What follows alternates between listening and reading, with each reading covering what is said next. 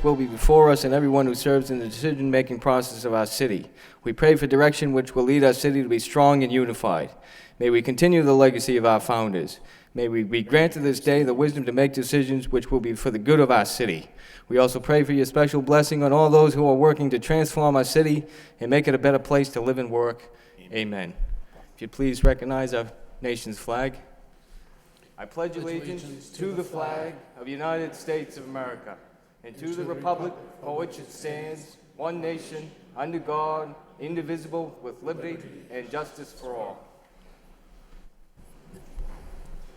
Roll call, please.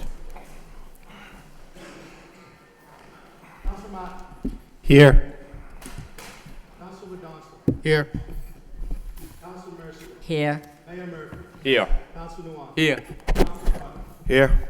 Councilor Elliott. Here. Councilor Kennedy. Here. Councilor Laurie. Here. 9 present. Again, we are reopening the budget session of last Tuesday. The notice, as it reads, Lowell City Council will hold a public hearing on the proposed fiscal 2013 City of Lowell budget and the proposed fiscal 2013 capital plan on Tuesday, June 12th, 2012 at 5 p.m. and if necessary, Thursday, June 14th, 2012, and on such other dates and times to be publicly announced by the City Council. The hearing will be held in the City Council Chamber, City Hall. Again, as a reminder, according to Rule 26A, for budget hearings, a public hearing on the annual budget shall be held as provided in Massachusetts General Laws, Chapter 44, Section 32, as amended. In said budget hearing, citizens, employees of a city shall have the opportunity to speak for not more than 5 minutes at the commencement of the hearing or on the entire budget and on any specific items therein. In addition, or in the alternative, said citizens and employees shall have the opportunity to speak prior to the consideration by the City Council of the particular portion of the budget concerning one or more of the various departments, but each person shall speak not more than 5 times and for not more than 3 minutes each time. Individual speakers shall not be permitted to assign their allotted time to another individual. Does the administration have anything to present before we open it up to the public? Thank you, Mr. Mayor. No, we don't have anything specific. We do have some, I believe, a handout that we placed on the councilor's desk tonight. The other night, there were a couple of questions raised regarding highlighting some of the personnel changes. So we put together a very brief memo today to outline the changes that people might see in the personnel lines and the rationale or the explanation of what those increases reflect. That's the only presentation I have at this time. Thank you. At this time, we'll open it up for the public who wishes to speak on the budget. Anyone wishing to speak on the budget? Seeing none, that portion of the public hearing is closed. We'll open it up to the City Council for any general discussion before we begin to resume the line items. Well, Councilor Martin. didn't we already have our general discussion? Why aren't we writing the line items? Well, because of the new information that was just passed out. Well, that's all going to come up in those departments anyway, isn't it? Sure, we can move to the line items. Well, I'd like to have a discussion, Mr. Mayor. Maybe Councilor Martin's already seen this, but I haven't. So I'd like an explanation of it other than what we just got. We just got this now. Mr. Manager? We knew that this was going to be a budget hearing. This was asked Tuesday. You know, Mr. Manager, everybody's on email. It's a quick scan and send it to all of us, but. So I guess my first question is, so all employees have received a $500 increase for Master Medical in every department throughout the city? That's correct. For close to $500,000? That's correct. Okay. Well, in light of that, then, and in addition, there's $1 million in the budget? That's correct. Okay. I apologize for presenting this tonight. I thought it would be helpful to the council for to get through this, but Well, let me say, I'm sorry. First of all, thank you, Mr. Mayor, and I do agree, Mr. Manager, it's helpful, but it's good to have a little bit of a discussion before we go into individual line items that are affected by all of this. So, that's all. Thank you. We'll resume at line number 8, City Manager, ordinary expenses.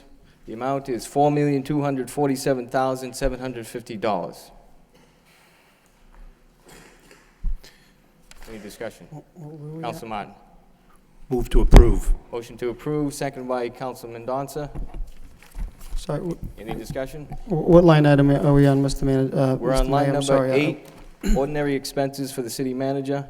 The amount is $4,247,750. Okay, could I ask a question? Council Elliott. Professional services, Mr. Manager, can you tell me what this is used for? Primarily, it's used for, it's been used for a variety of purposes through the years. This past year, it was primarily used for the services of an attorney that, with a specialty in health insurance, to help us with the public employee group in negotiating the changeover to the Group Insurance Commission. And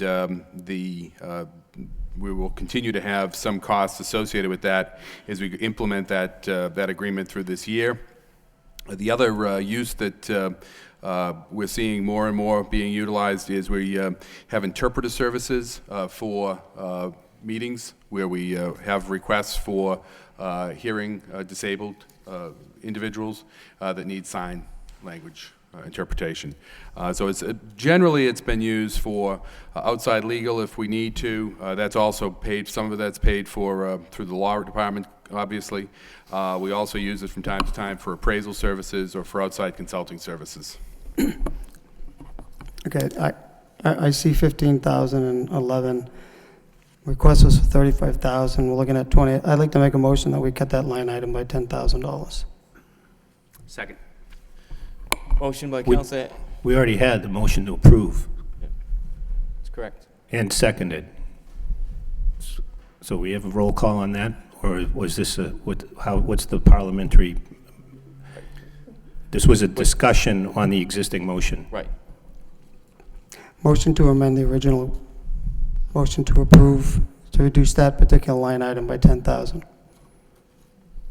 So the motion is to amend the prior motion to approve and reduce it by 10,000.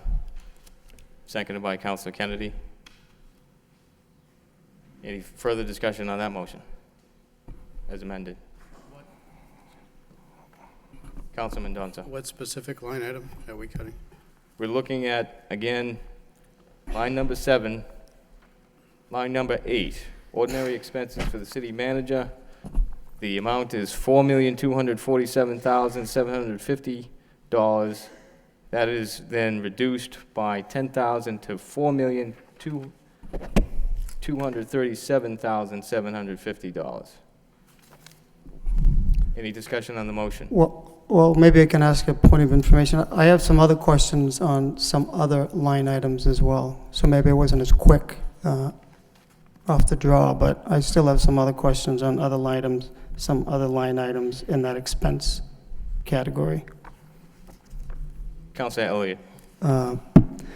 Mr. Manager, school electricity, school gas, there are significant balances left in both of those line items, particularly gas, almost $1 million, and electricity, well over $500,000. The request again is for $2.1 million. Any reason why that can't be cut even further? Particularly, I look at the gas. Year to date is $1.1 million.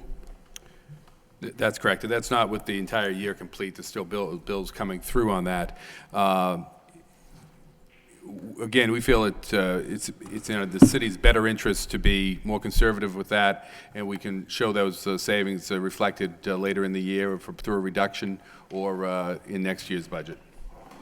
The the city went down this road about 6 years ago where it underfunded its energy, and it required some modifications down the road. So we think that this number is a more appropriate number at this time.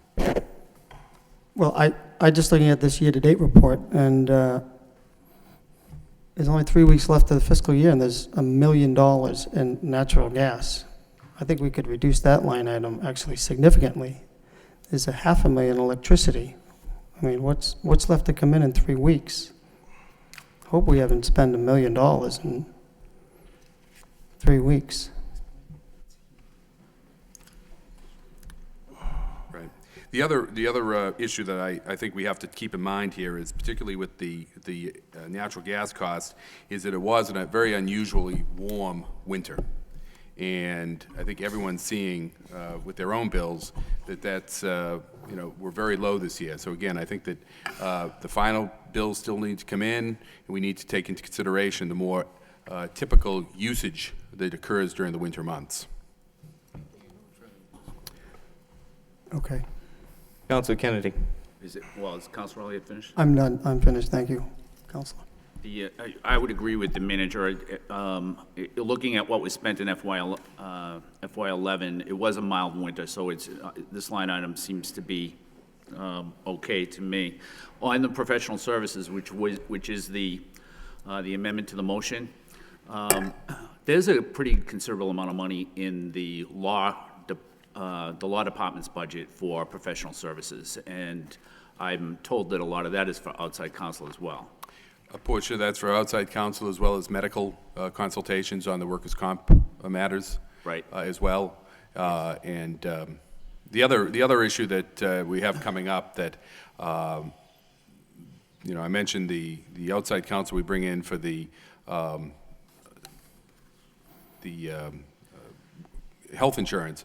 The other matter that's coming up there is the renegotiation of our Comcast contract, and that we bring in outside specialists to work on that as well.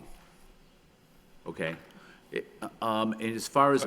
If I may, I apologize for interrupting. You can see that we've generally run between $15,000 and $20,000 in this account. So initially we saw $35,000, and then in trying to carve it back, we felt that $20,000 was a more realistic number. But Right. But this is a small cut, and you do have contingencies. In the DPD budget, I don't know this for sure, but I suspect if I would have flipped through that there's probably professional money in their budget as well. I believe for appraisal services. I believe there's some money in that for that as well. Yes. Okay.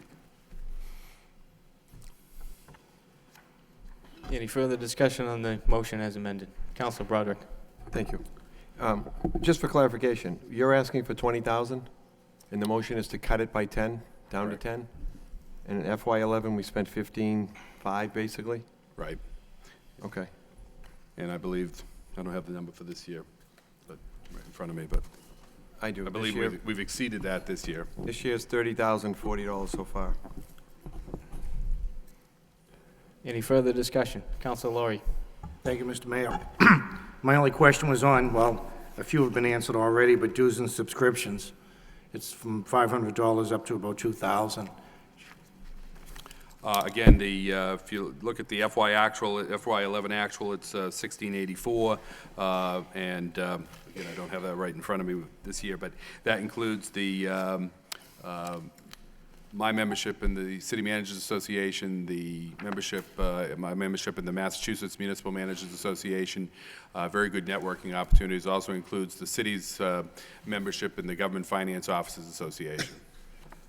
It went up $1,500 this year, or last year we didn't participate?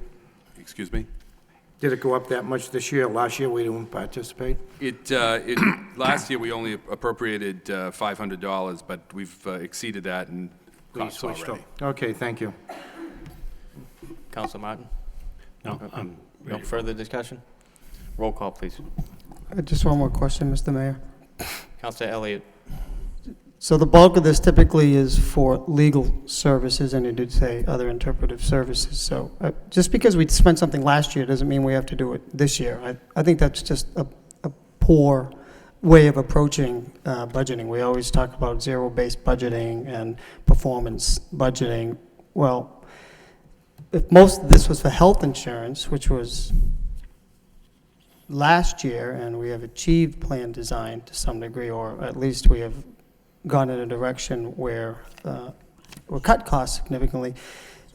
Do we really need that much for next year? I say no, but how many attorneys do we have in the law department? I see 6. Is that right? At least 6? 6 attorneys, correct. He's asking for 20. Can't these lawyers do that as well? I mean, why do we have to go for outside counsel all the time for things like that? But I know the answer is, well, it's a specialized field, and we have to Correct. get a specialized attorney, but we're supposed to be in lean times, and that's the intention of my motion to cut. Any further discussion? Roll call, please. Counselor Martin. Yes. Counselor Mendonça. No. Counselor Mercia. Yes. Mayor Murphy. No. Counselor Nguyen. No. Counselor Broderick. No. Counselor Elliott. Yes. Counselor Kennedy. Yes. Counselor Laurie. No. 4 yeas, 5 nays. Back to the original. We still have line number 8, city manager ordinary expenses. The amount is $4,247,750. Move to approve. Motion to approve by Councilor Martin, second by Councilor Mendonça. Roll call, please. Counselor Martin. Yes. Counselor Mendonça. Yes. Counselor Mercia. Yes. Mayor Murphy. Yes. Counselor Nguyen. Yes. Counselor Broderick. Yes. Counselor Elliott. No. Counselor Kennedy. Yes. Counselor Laurie. Yes. 8 yeas, 1 nay. Next, still on page 89, we have line number 9, city manager, Lowell School System, personnel services, ordinary expenses, $62,530. Councilor Mendonça. Move approval. Move for approval by Councilor Mendonça, second by Councilor Mercia. Any discussion? Roll call, please. Counselor Martin. Yes. Counselor Mendonça. Yes. Counselor Mercia. Yes. Mayor Murphy. Yes. Counselor Nguyen. Yes. Counselor Broderick. Yes. Counselor Elliott. Yes. Counselor Kennedy. Yes. Counselor Laurie. Yes. 9 yeas. Next, we have line number 12, city managers, marketing development, ordinary expenses. The amount is $650,000. Move approval. Move for approval by Second. Councilor Mercia, second by Councilor Noon. Any discussion? Roll call, please. Counselor Martin. Yes. Counselor Mendonça. Yes. Counselor Mercia. Yes. Mayor Murphy. Yes. Counselor Nguyen. Yes. Counselor Broderick. Yes. Counselor Elliott. Yes. Counselor Kennedy. Yes. Counselor Laurie. Yes. 9 yeas.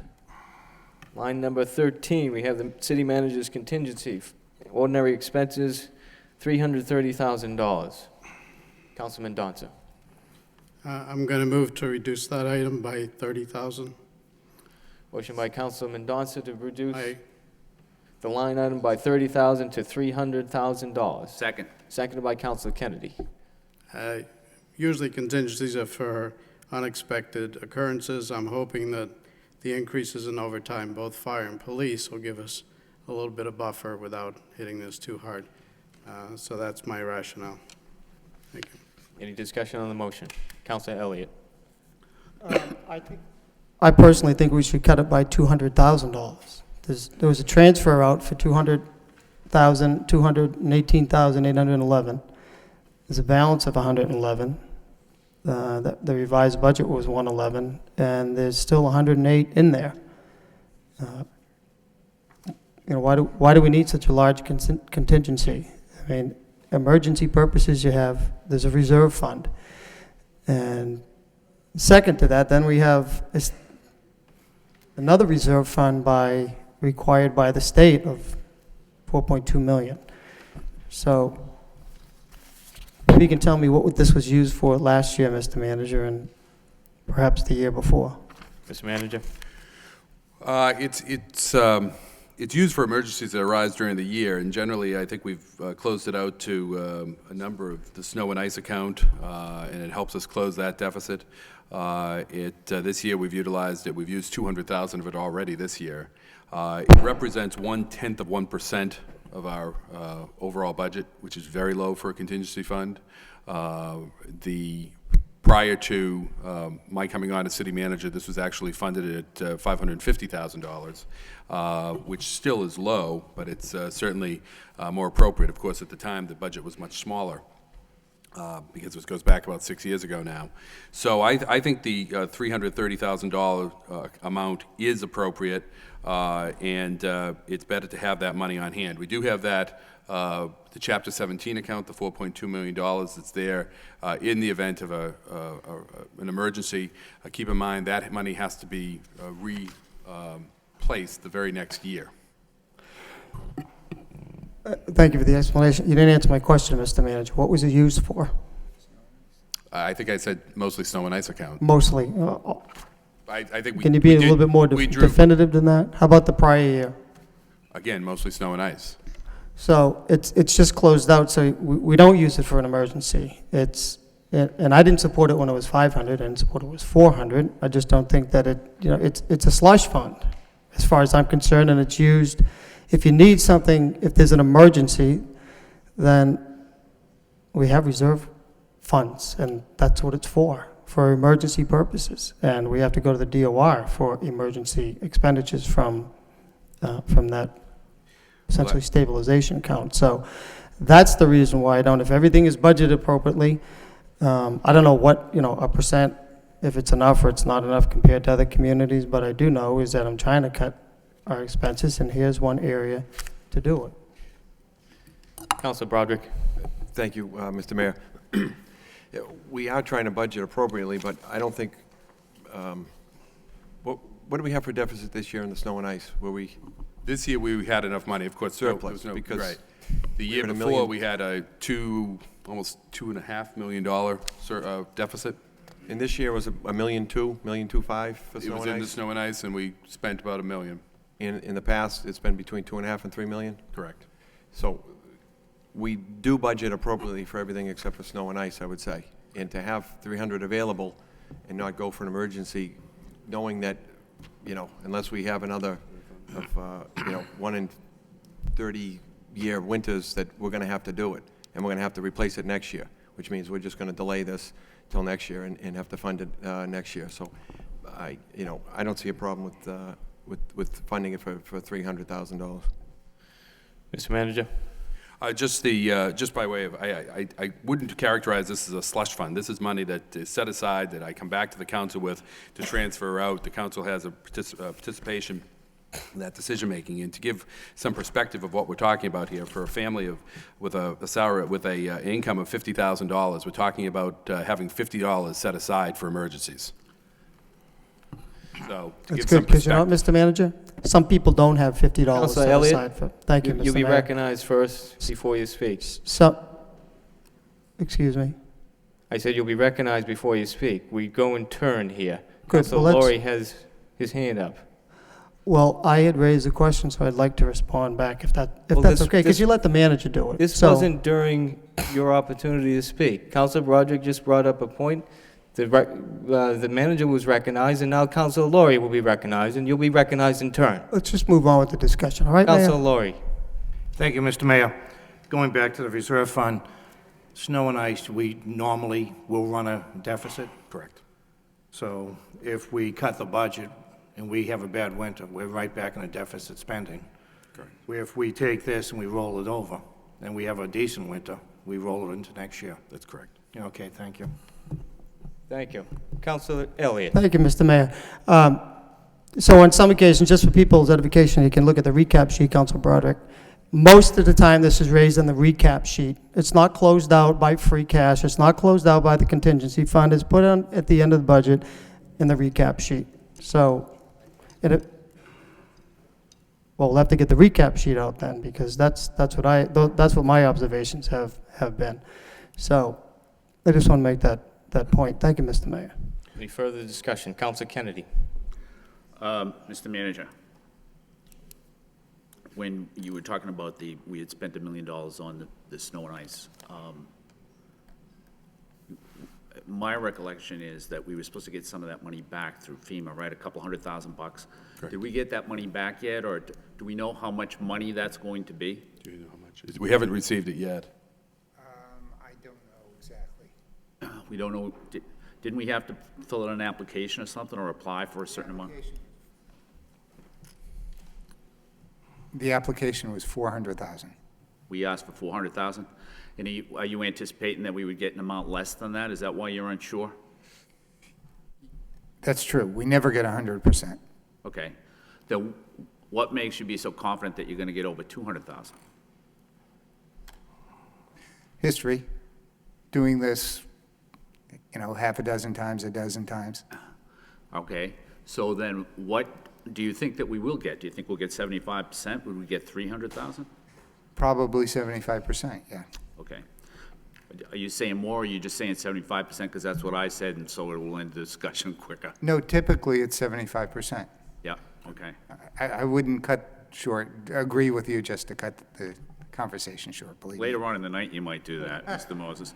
How about, I might too. when should we get that money? It's really hard to say. It's probably sometime, we haven't received it as of right now, probably, I'm guessing it won't be in this fiscal year, it'll probably come in July. Okay. I mean, something it's like been a that. long time, right? That event Has was been. back in the fall. That's correct, and I think the paperwork was submitted sometime in February or March, and the wheels of the federal government. federal government are slow. Okay, thanks. Any further discussion on the motion? Counselor Elliott. Substitute motion to reduce the line item by 200,000. By the way, Farmington, New Hampshire already got their reimbursement from FEMA. Would you repeat the substitute motion?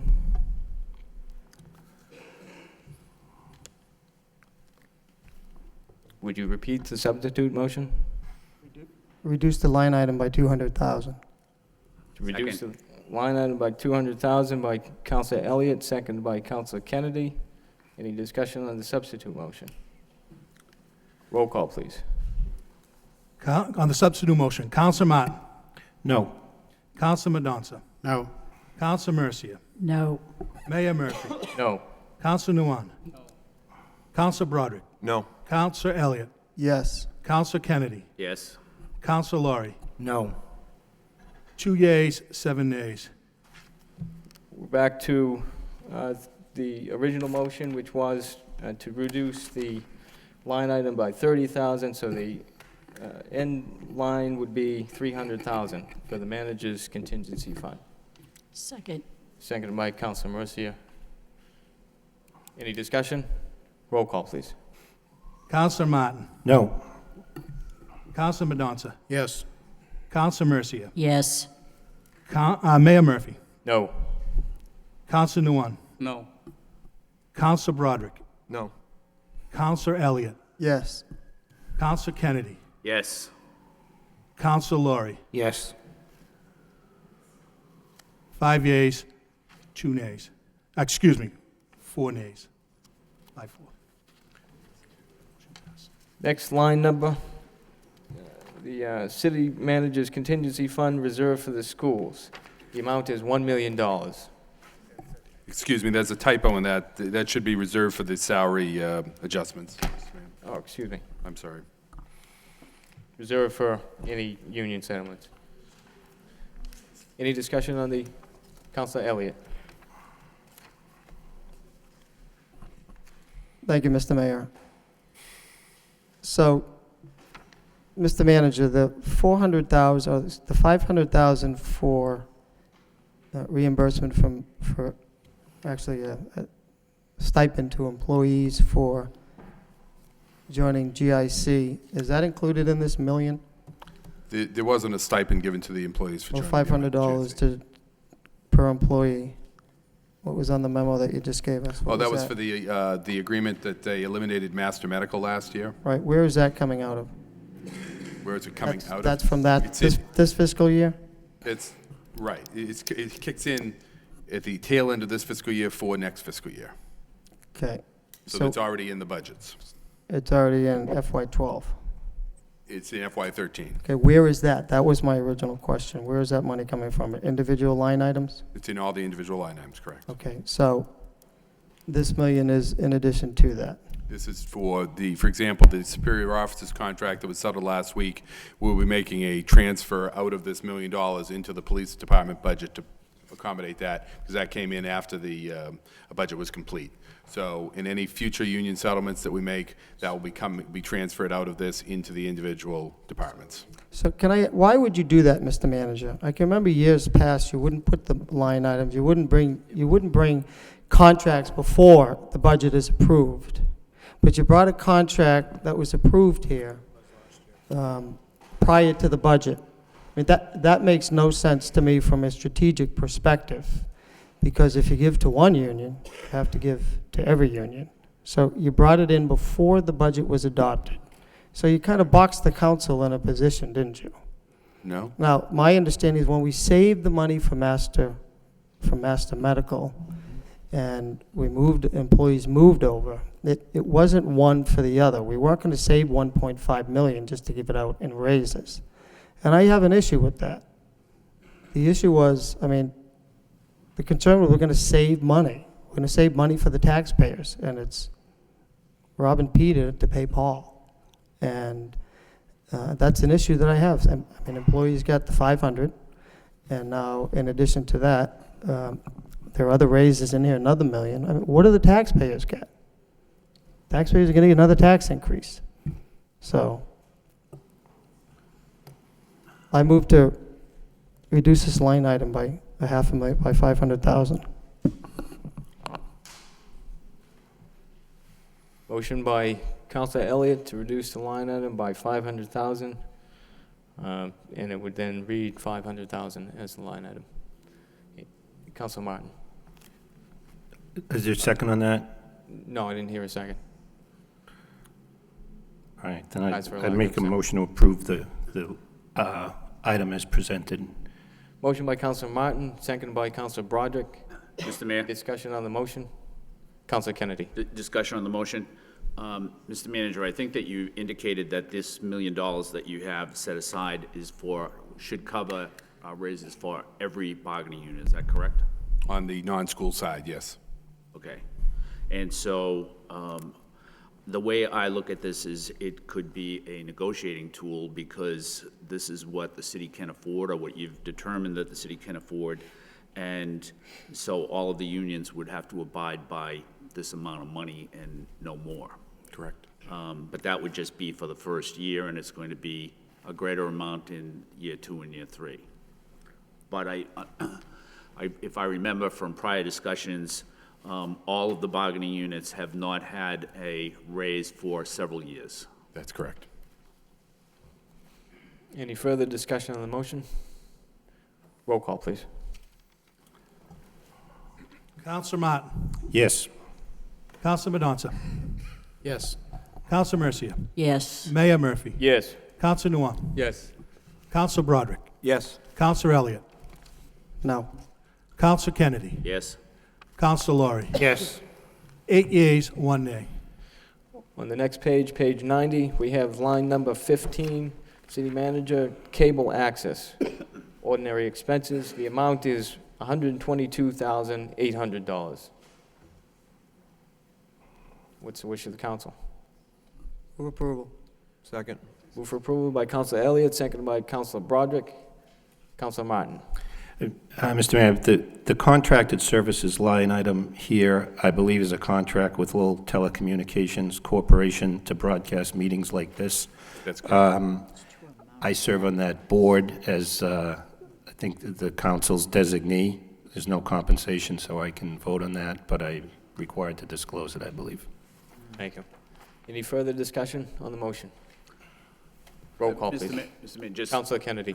just briefly through you to the manager. Mr. Manager, you said earlier in your remarks that the cable contract was coming up this year. That's correct. So when does it run It's out? not coming up this year. The ascertainment process is beginning this year, so the negotiation process will begin.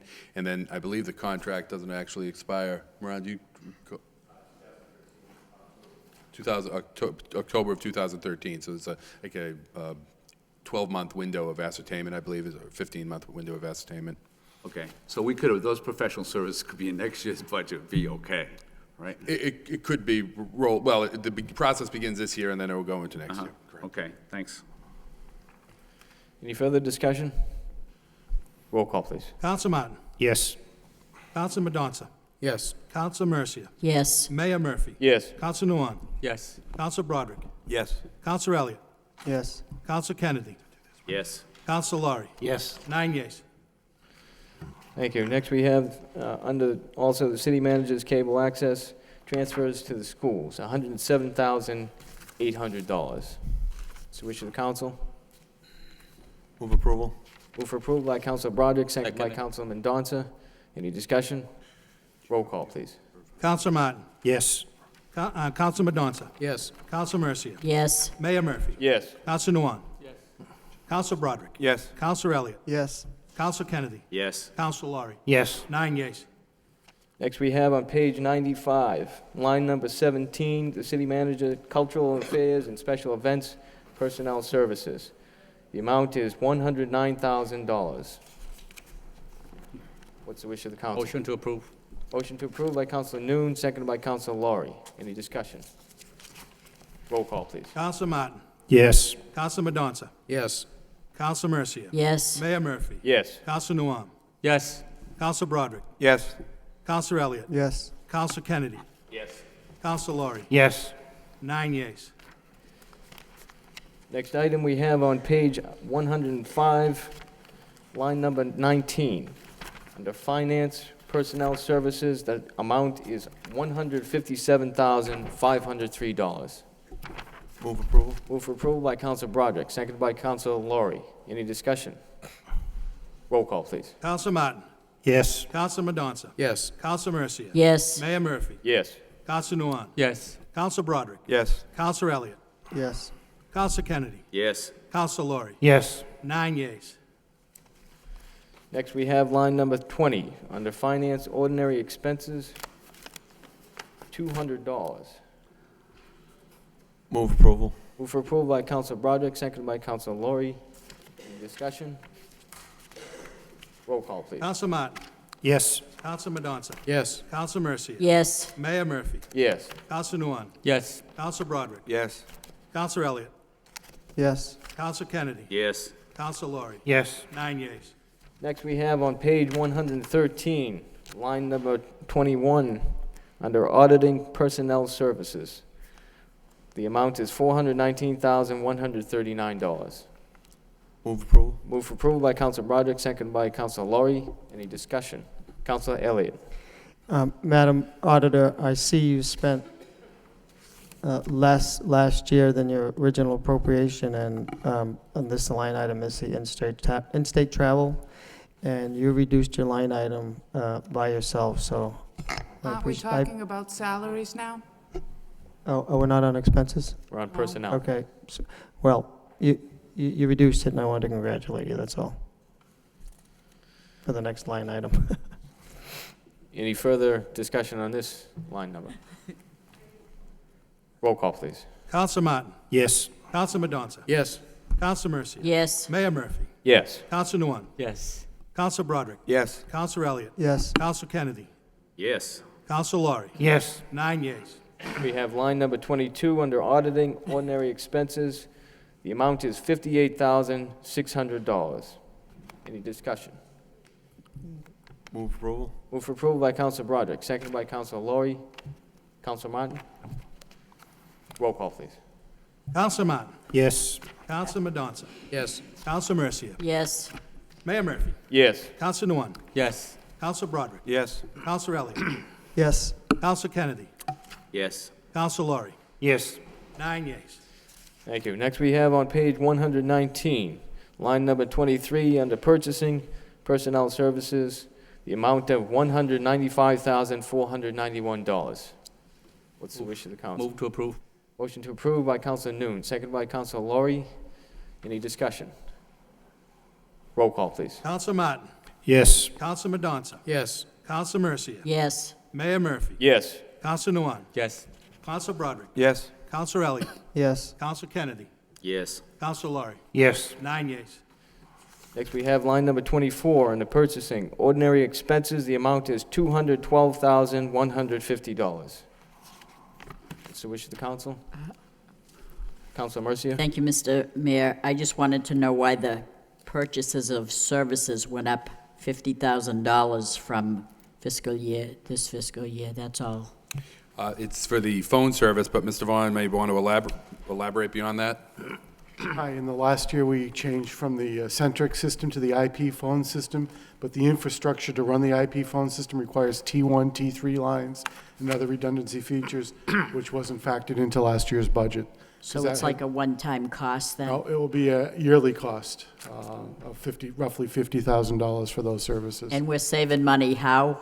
Well, the original budget from Centrix is over 300,000 roughly. It was, if you look before, it was 271.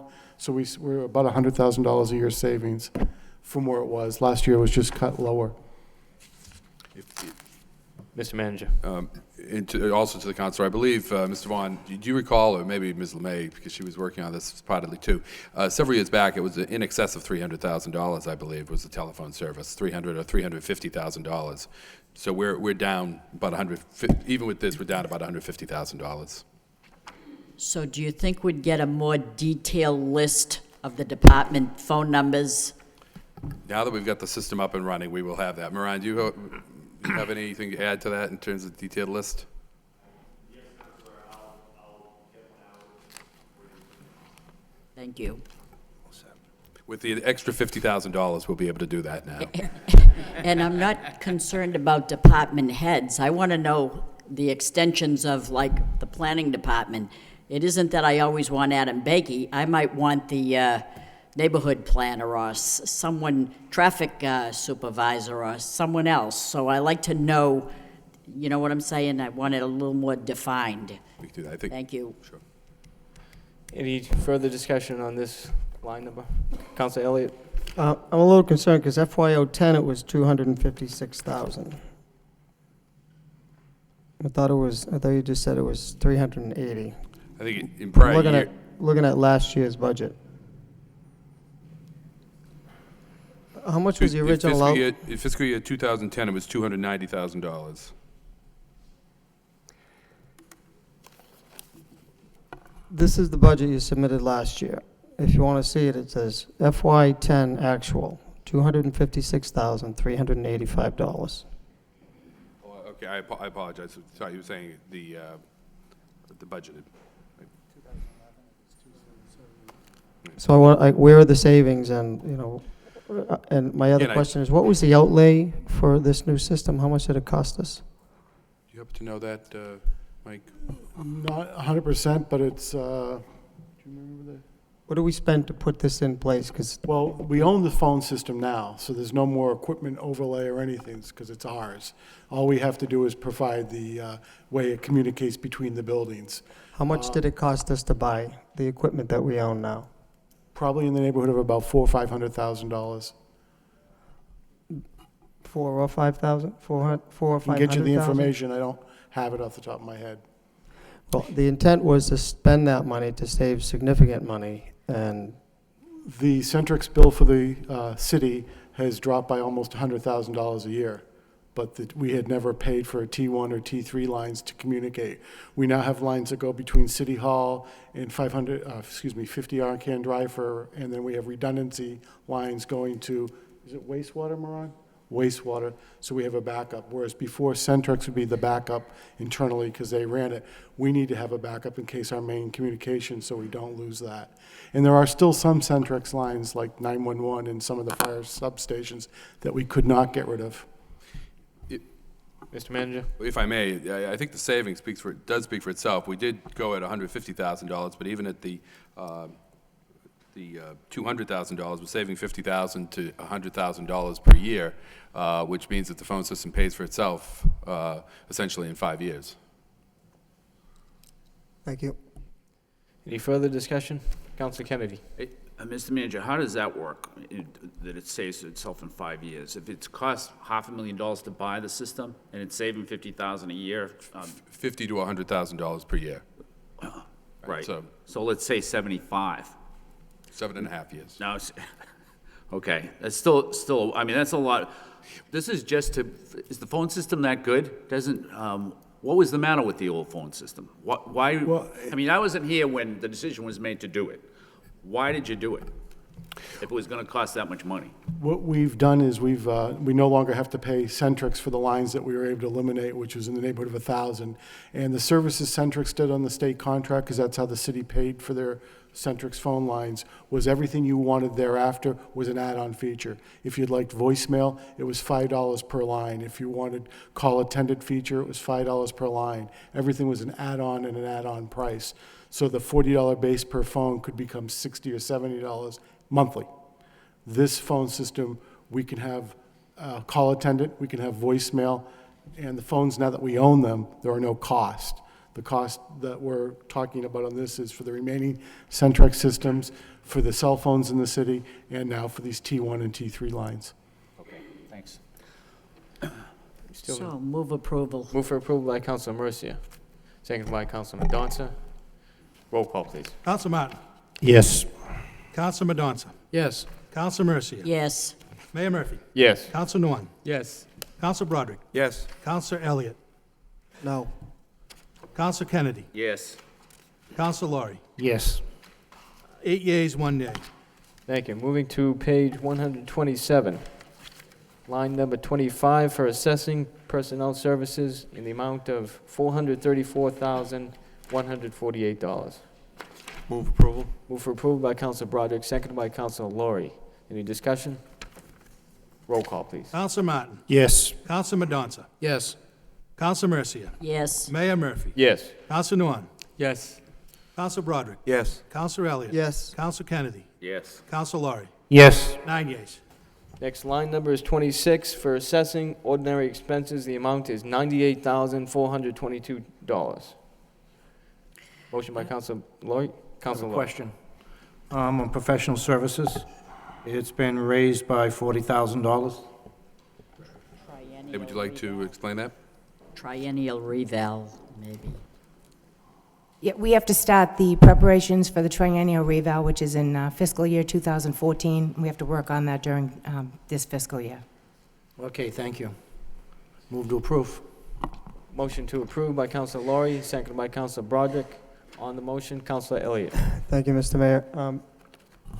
Ms. Lemay, how do we go about selecting a company to do the valuation or revaluation or mid-evaluation? How is that done? I mean, Well, 2014, will you go out to bid for the triennial? Yes, I'll put some bid specs together and we'll send them out to every reval company that we can get a hold of.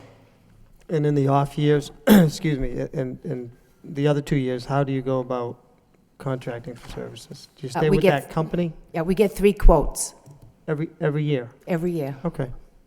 Thank you. You're welcome. Any further discussion on the motion? Councilor Kennedy. Is that what you do? You get, there's not an RFP, you just get 3 quotes and then just... For the interim, yeah, we get 3 quotes. It's well under the $25,000. We do most of the prep work ourselves, that we just call them in for the analysis and then actually taking care of the computer work. How do you do the big one? Same way? No, well, we do a lot of the work for the big one, but we actually put bid specs together and send those out with sealed bids. Okay. So that's an RFP process. Yes, it is. Thanks. Thank you. Roll call, please. Counsel Martin. Yes. Counsel Mendonça. Yes. Counsel Mercia. Yes. Mayor Murphy. Yes. Counsel Nguyen. Yes. Counsel Broderick. Yes. Counsel Elliott. Yes. Counsel Kennedy. Yes. Counsel Laurie. Yes. 9 yeas. Thank you. Next, we have on page 133, line number 27, for the treasurer, personnel services. The amount is $503,293. It's the wish of the council. Move approval. Move for approval by Councilor Broderick, seconded by Councilor Noon. Any discussion? Councilor Kennedy. This budget has, well, I'm sorry, I'll wait till the next section. Any discussion on this item? Roll call, please. Counsel Martin. Yes. Counsel Mendonça. Yes. Counsel Mercia. Yes. Mayor Murphy. Yes. Counsel Nguyen. Yes. Counsel Broderick. Yes. Counsel Elliott. Yes. Counsel Kennedy. Yes. Counsel Laurie. Yes. 9 yeas. Next line number is 28, for the treasurer, ordinary expenses, the amount of $391,000. Councilor Mercia. Thank you, Mr. Mayor. When I look at the bond council banking services, in fiscal year 12, 50,000, they're requesting 10,000 more, 60,000. When I look at the year-to-date budget, they had 50,000, $49,560, and they spent 90% of it. There's 5,000 left. I would make a motion to reduce that back to 50,000, minus 10,000 reduction. Second. Motion by Councilor Mercia to reduce by 5,000. No, 10. Excuse me. Motion to reduce by 10,000 to make it back to 50. Is there a reason why we can't do that? Seconded by Councilor Kennedy. Mr. Manager? I'm going to have Mr. Moses respond to that. Yeah, we currently have a bank under contract right now. There is an RFP that went out and we received responses. In all likelihood, we will be changing banks. Right now, we're on something called account analysis, where the balances offset the fees. And we are in a deficit position where we have accumulated, I think, $20,000 or more that we are going to wind up owing to the old bank when we change contracts. We need that to pay the old contract. You need that to pay the old contract. Then why is there still no encumbrance except, well, the encumbrance is 3,000. No, there's no encumbrance, but there's an overage available in the budget of 5,000. Why is that? It's because we're on account analysis. We're not paying fees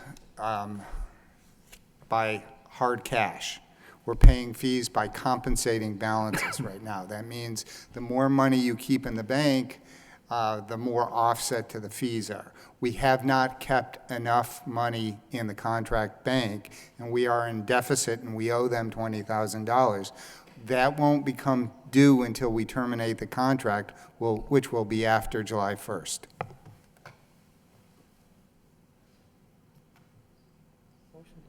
Any further discussion on the motion? Councilor Kennedy? Do we owe the bank $20,000 in fees? Yes, So we keep probably a lot of money in that bank, right? we do. Okay. And so just because right now we don't have a lot of money in the bank, we owe 20,000, they're charging us 20,000 in fees? Is that what you're trying to It's say? not necessarily that. When a bank enters into a compensating balance agreement, the offset is tied to interest rates. When interest rates fall, you have to keep more money in the bank to offset those fees. Interest rates have fallen considerably. There just wasn't enough money in our bank accounts to keep at our current contract bank. And so we have a contract with the bank? Is that what you're saying? Yes. Okay. Councilor Laurie? Thank you, Mr. Mayor. The contract with the bank, when does that expire? It's actually technically expired. It's month to month. We are in the process of awarding a new contract to it. It'll be a new 3-year contract with potentially a new bank. Is that a local bank we're using, or? It is not right now. It's not right now? Okay, thank you. Councilor Kennedy? Mr. Mayor, through you to Mr. Moses. Mr. Moses, when if I ask a question about the contract, the contract's expired, then that's probably useful information that you could have just thrown out with your answer, rather than to just make me believe that the contract was ongoing. Because that's what I was left to believe until Councilor Laurie asked his question. If I may, Councilor, and I, perhaps I'm too close to the action here, but I believe he did say that the contract had expired and we were going out to bid. We were reviewing the RFPs now, and we'd be doing this after July 1st. Well, maybe I didn't hear that. I understood that we had to pay $20,000 because we had a contract with the bank. That's what I understood. And that the reason that the administration was speaking against this particular cut of $10,000 was because we needed the $10,000 because we had a contract with the bank. Now we don't have a contract with the bank. We have an expired contract with the bank. Expired contract, but the services are still being provided. Correct. Councilor Broderick? Thank you, Mr. Mayor. I just want to see if I understand this. We had a contract, it's expired. We're going to owe 20,000, and I think the point is we're not going to owe it till if and when we withdraw the money. That's essentially the case here. Thank you. Councilor Martin? And so this RFP process, this was wide open to any bank who wanted to provide services that, I'm sure small little, bank in Western Mass or even locally couldn't offer, but so it needs to be a bank of some size, but whoever wanted to respond could respond, and we have some responses in, is that? That's true, and I think we have something like 8 responses. Okay. Councilor Mercia. This probably wouldn't have happened if we had a local bank. Could that be possible? No. It couldn't be possible. No. No. Right, even with the local bank, the same rules of the interest rates or the same effect of the interest rates would apply. So you need this money to pay this, more or less, it's like a fine for early withdrawal, a fine for not having enough money in there? Well, it's an accumulation over time that we haven't had enough money in there because of the interest rate, because of the return on the interest rates, as Mr. Moses described. And that may, if we stay with that bank and interest rates rise, or we put more money in that bank, that $20,000 cost would go away. But we're looking to change banks. We've got the RFP out on the street. We're looking to change banks, and so now we'll be pulling it out, so we'll owe it at that point. Is this a common procedure with banks? Yes. Then I would make sure that all my money was in a particular bank and that I wouldn't have to have this problem again. The problem is not specific to a bank. All the banks, all the 8 banks who responded to this RFP also offer this option. Communities, cities, anyone, and businesses can pay either by compensating balances or pay by cash. You're going to get a bill of, I don't know, $10,000, $20,000, $30,000 a month in a business our size, and you can elect to either pay in cash or try and keep enough money in the bank to offset those fees. It's your choice. We have chosen for probably 30 years to try and offset those fees by keeping balances in the bank. It's only very recently, in the last several years, that interest rates have fallen so much that all banks, local, statewide, national, have required more balances to offset those fees. The requirement right now is for more balances than we have to give any bank. And so you're going to change to another bank that provides the same service and has the same penalty? They all have the same service and the same penalty. So how does that solve anything by changing to another bank that offers the same scenario? Because their pricing may be lower, and they may, it's part of our RFP. We put out a request for banks who can provide all the services we need: payroll, accounts payable, investments, direct deposit, all the things that we do, void checks, stop payments. They put in a bid. We select the lowest cost bank that can provide all the services. That's what we did. They all charge this way. Then I would suggest you take your contingency account, Mr. Manager, put it in there and save the $20,000. It's still costing us. Well, then I have no choice but to withdraw that motion, because I understand, Council, what you're trying to do, and it's just that in this particular situation, we have that. That line will likely drop next year, but it's, at this point, we do need that money. Councilor Broderick and then Councilor Laurie. Thank you, Mr. Mayor. Mr. Moses, I just want to see if I understand this. The banks are in the business of making money, and we put money in their bank. We can either pay them a monthly fee, as many of us at home do, or we keep a certain balance that they estimate based upon what they can make in profit. And as interest rates have dropped, they make less money, so they're going to require more money in there to generate money to cover the fee. And it's across the boards, all banks do it, excuse me.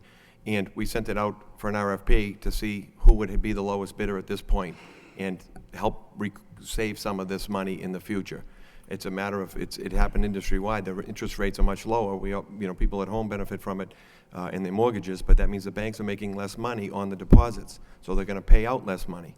That's why we're getting the added expense here, because we're not making interest money on the money we have in the bank. Is that correct? That's exactly it. I should have your job.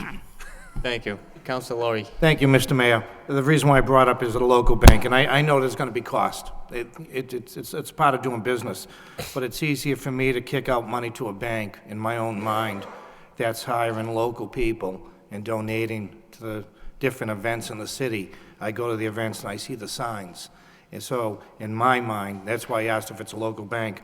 I know that there's cost involved, but it's easier for me to chew if they're hiring people from Lowell and they're donating to the city. Thank you. Councilor Kennedy. We use more than one bank. How many banks do we use? Half a dozen?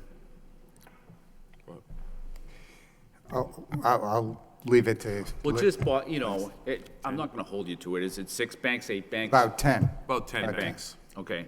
So this must be occurring at all 10 of the banks. We only have one contract of this size. The other banks tend to either accept investments for specific purposes or very specific services. We have a different bank, for example, for parking meters, because not all banks will accept coins anymore. And you need a local bank to do that, because you can't drive coins 50 miles away every day. So there are very specific purposes that we use other banks for. Thank you. Any further discussion? Councilor Elliott. So let me get this straight. We put the city of Lowell money into a bank. Is this the operating account? Is this where, the checks are drawn off? This is primarily 3 accounts. Primarily the payroll account, the accounts payable account, and the main depository account. How much do we put in those banks annually? Every bit of this $300 million flows through those banks, and then some, all of bond financing and everything. So over the course of the year, somewhere around $500 million cycles through these banks. So we're putting in $500 million into banks, and they're charging us for the use of our money. We don't have $500 million balances at any one time. You asked me how much money gets deposited. Over the course of the year, $500 million gets deposited. The same course of the year, $500 million gets expended. At any one time, the balance can be anywhere from 10 to, let's say, $50 million. What are the 3 banks? What, 3 banks what? There are 10 You said banks. there are 3 banks that you use, essentially to cycle the $500 All million. 3 of those accounts are at Bank of America. That's the expired contract. It's out to bid, and it is possible that we are changing that. What was the negotiated interest rate, or would you say it was compensating balances? It isn't a negotiated interest rate. What was It's a the bid? fluctuating interest rate. What is that?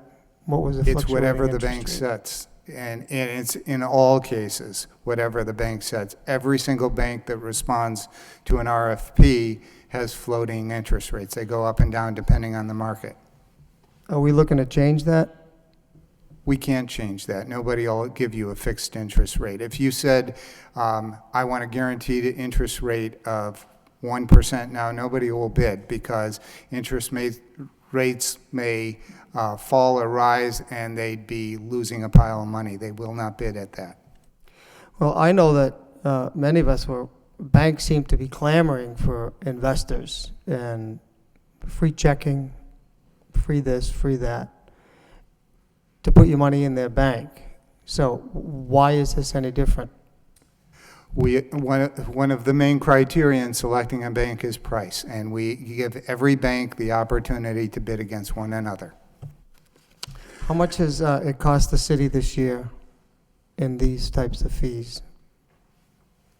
Offhand, I don't know. Liz, do you know?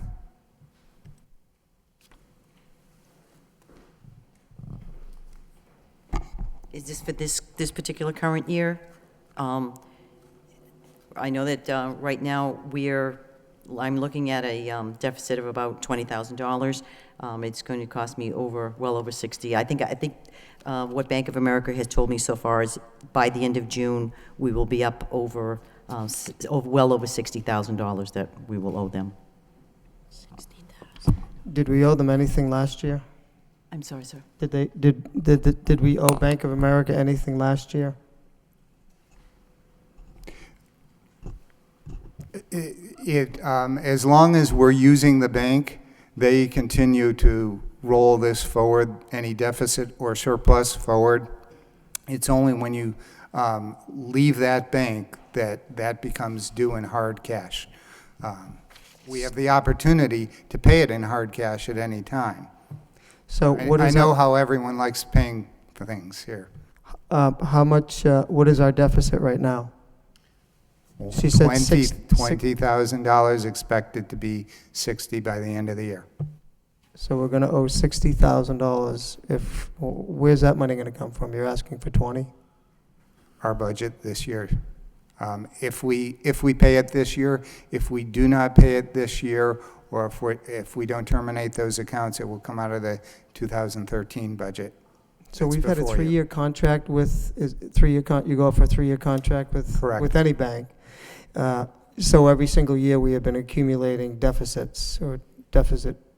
There were years when we had surpluses, when interest rates were higher. Okay, so how, we've been with Bank of America for quite some time? How many times? If 3 years, 2 3-year contracts? We were here with Bank of America prior to my arriving. I don't know. Okay, thank you. Any further discussion on the motion, which again is to reduce the line number by 10,000, which would, the final line number would be $381,000. Roll call. Roll call. Well, Well, I would Councilor Mercia withdrew. withdrew the motion, if it's all right with the She second. withdrew. There was a second by Councilor Kennedy. Yeah, Okay. fine. Motion withdrawn. We have, then the number is 391,000. Councilman Mendonça? Move approval. Motion by Councilman Mendonça, seconded by Councilor Laurie. Roll call, please. Counselor Martin. Yes. Counselor Mendonça. Yes. Counselor Mercia. Yes, Mayor Murphy. Yes. Counselor Nguyen. Yes. Counselor Broderick. Yes. Counselor Elliott. Yes. Counselor Kennedy. Yes. Counselor Laurie. Yes. 9 yeas. Next, we have on page 141, line number 29, Human Relations Department, Personnel Services.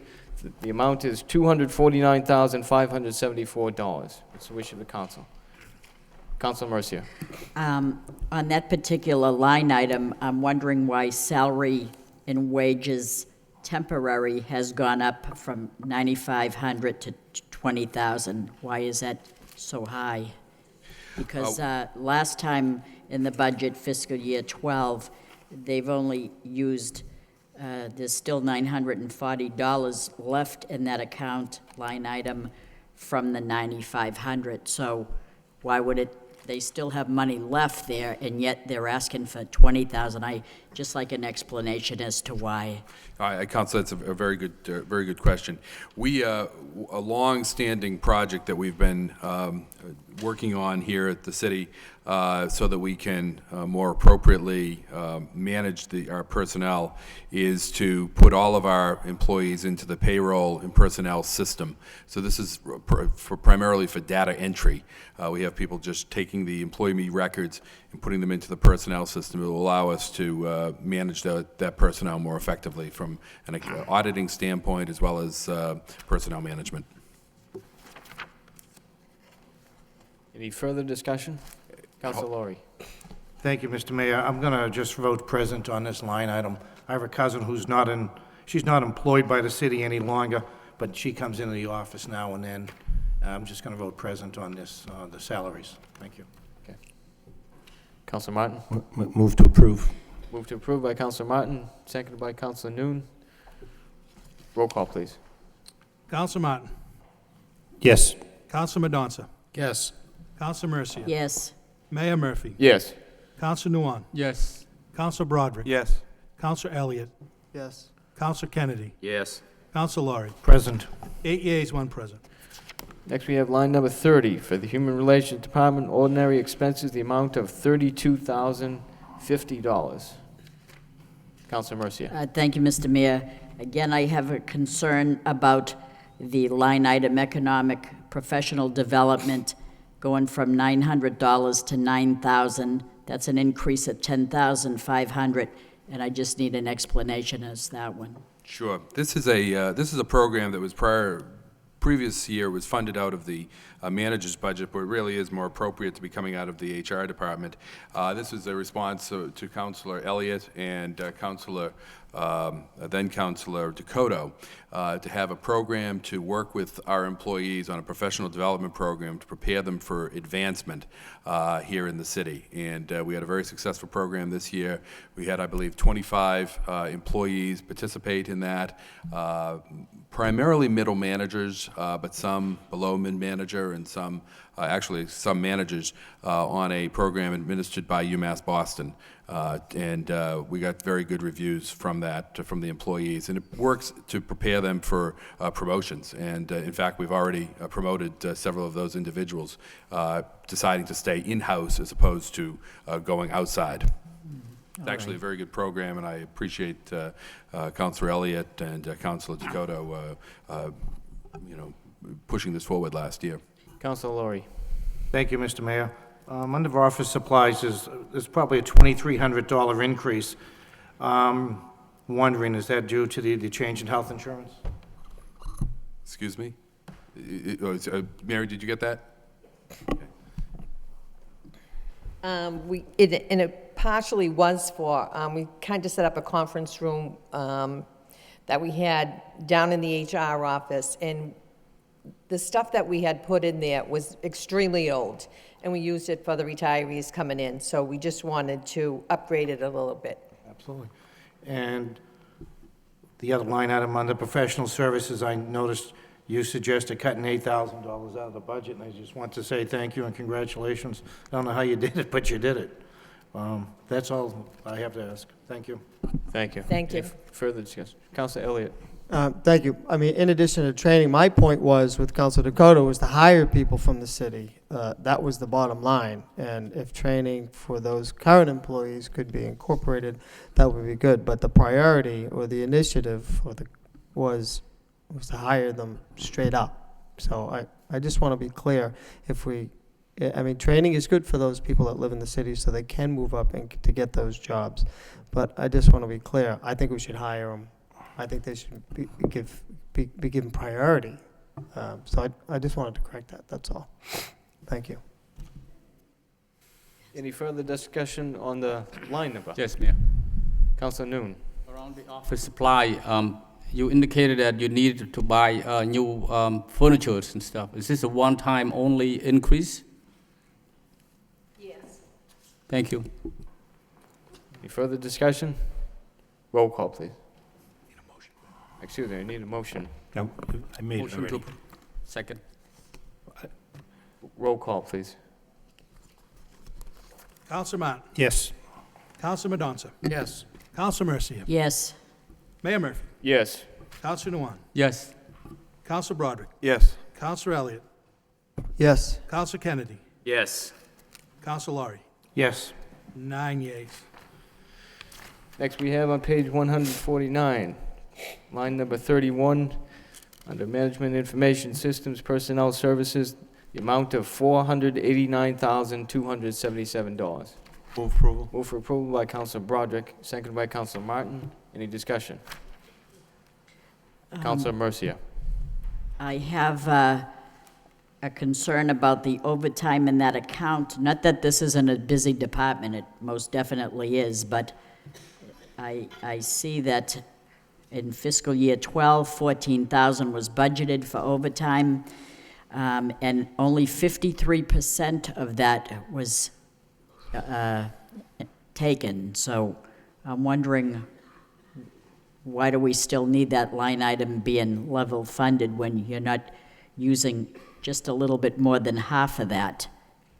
Moran. Hi, Counselor. Hi. We oftentimes do have work that winds up being done after hours, evenings, weekends, et cetera. We do our best to provide the employees opportunity to come in on flex time instead of overtime. So this year we were very fortunate with some flex time from various employees. This coming year, we have, just over this summer, we're overhauling a bunch of equipment in the data center that's older than some of our employees. And we're expecting a lot of evening and weekend work in order to maintain operations for everyone during the business day. So you level funded it. You need to level fund that? Yes, ma'am. Okay. Just It asking is the always our question. hopes to bring it in as low as possible. Thank you. Counselor Laurie. Thank you, Mr. Mayor. 14,000, about how many hours are you looking for there? I'm sorry, How Counselor? many hours? I didn't understand the question. How many hours for the 14,000?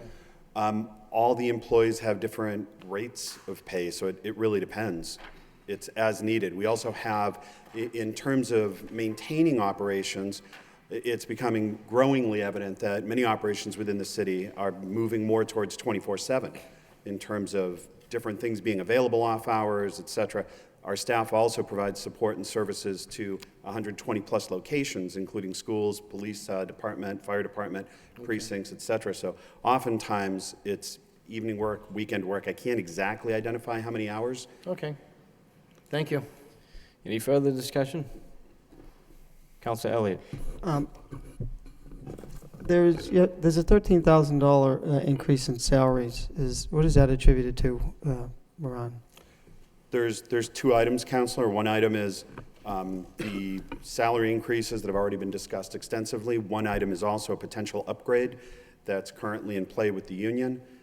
We have a network system specialist whose role has extensively grown over the past 6 years, has saved the city well over $200,000 in various contract things that have been cut out over the years.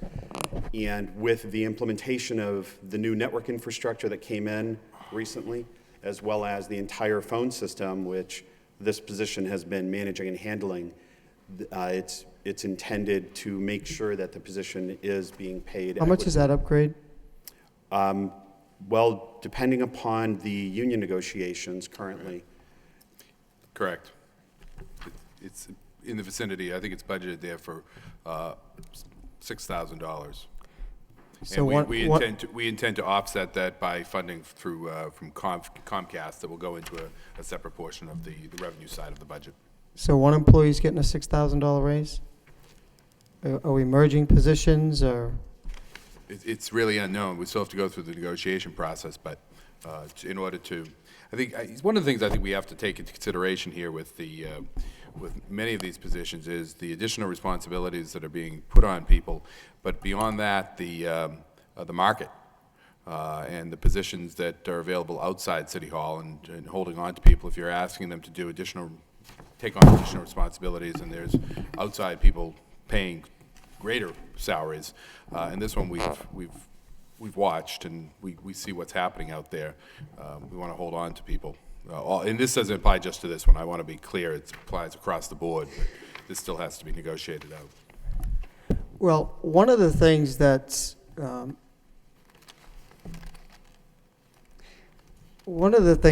kind of frustrating is that we have to ask these questions. I mean, why wouldn't you put that, Mr. Manager? Why wouldn't you let us know? I mean, some of the questions Councilor Kennedy had. Why do we have to ask these questions? And I did ask you the other day, when we were talking about the data analyst position, again, $11,000 raise. How many more positions in the budget are either in negotiation or there's funding in this budget for a significant upgrade, like a $6,000 increase?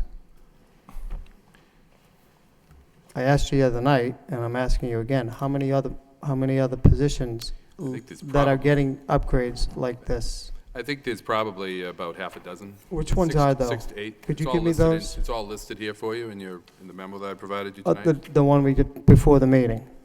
Correct, so that I could address that, and I think I indicated that the other night that we will try to work that in the future with the budget document. Counselor Martin. Well, at least for this one, if you look in the personnel roster in the budget, it says potential upgrade, $6,000. And there's no name associated with it, and I assume that's because it has to go through this union negotiation process. So, it's there, and it's been asked and answered here. And, for those of us, that have our own businesses and have to maintain our own networks, and have to outsource that, I mean, the money goes pretty fast. So to have somebody on staff who's capable of that, is invaluable at times. Any further discussion? Roll call, please. Counselor Martin. This is on the bottom line approval? This is on the bottom line of $489,277. Yes. Counselor Madonza. Yes. Counselor Mercia. Yes. Mayor Murphy. Yes. Counselor Nguyen. Yes. Counselor Broderick. Yes. Counselor Elliott. Yes. Counselor Kennedy. Yes. Counselor Laurie. Yes. 9 yeas. Next, line number 32, Management Information Systems, ordinary expenses. The amount of $868,386.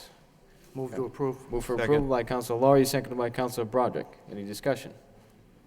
Roll call, please. Counselor Martin. Yes. Counselor Madonza. Yes. Counselor Mercia. Yes. Mayor Murphy. Yes.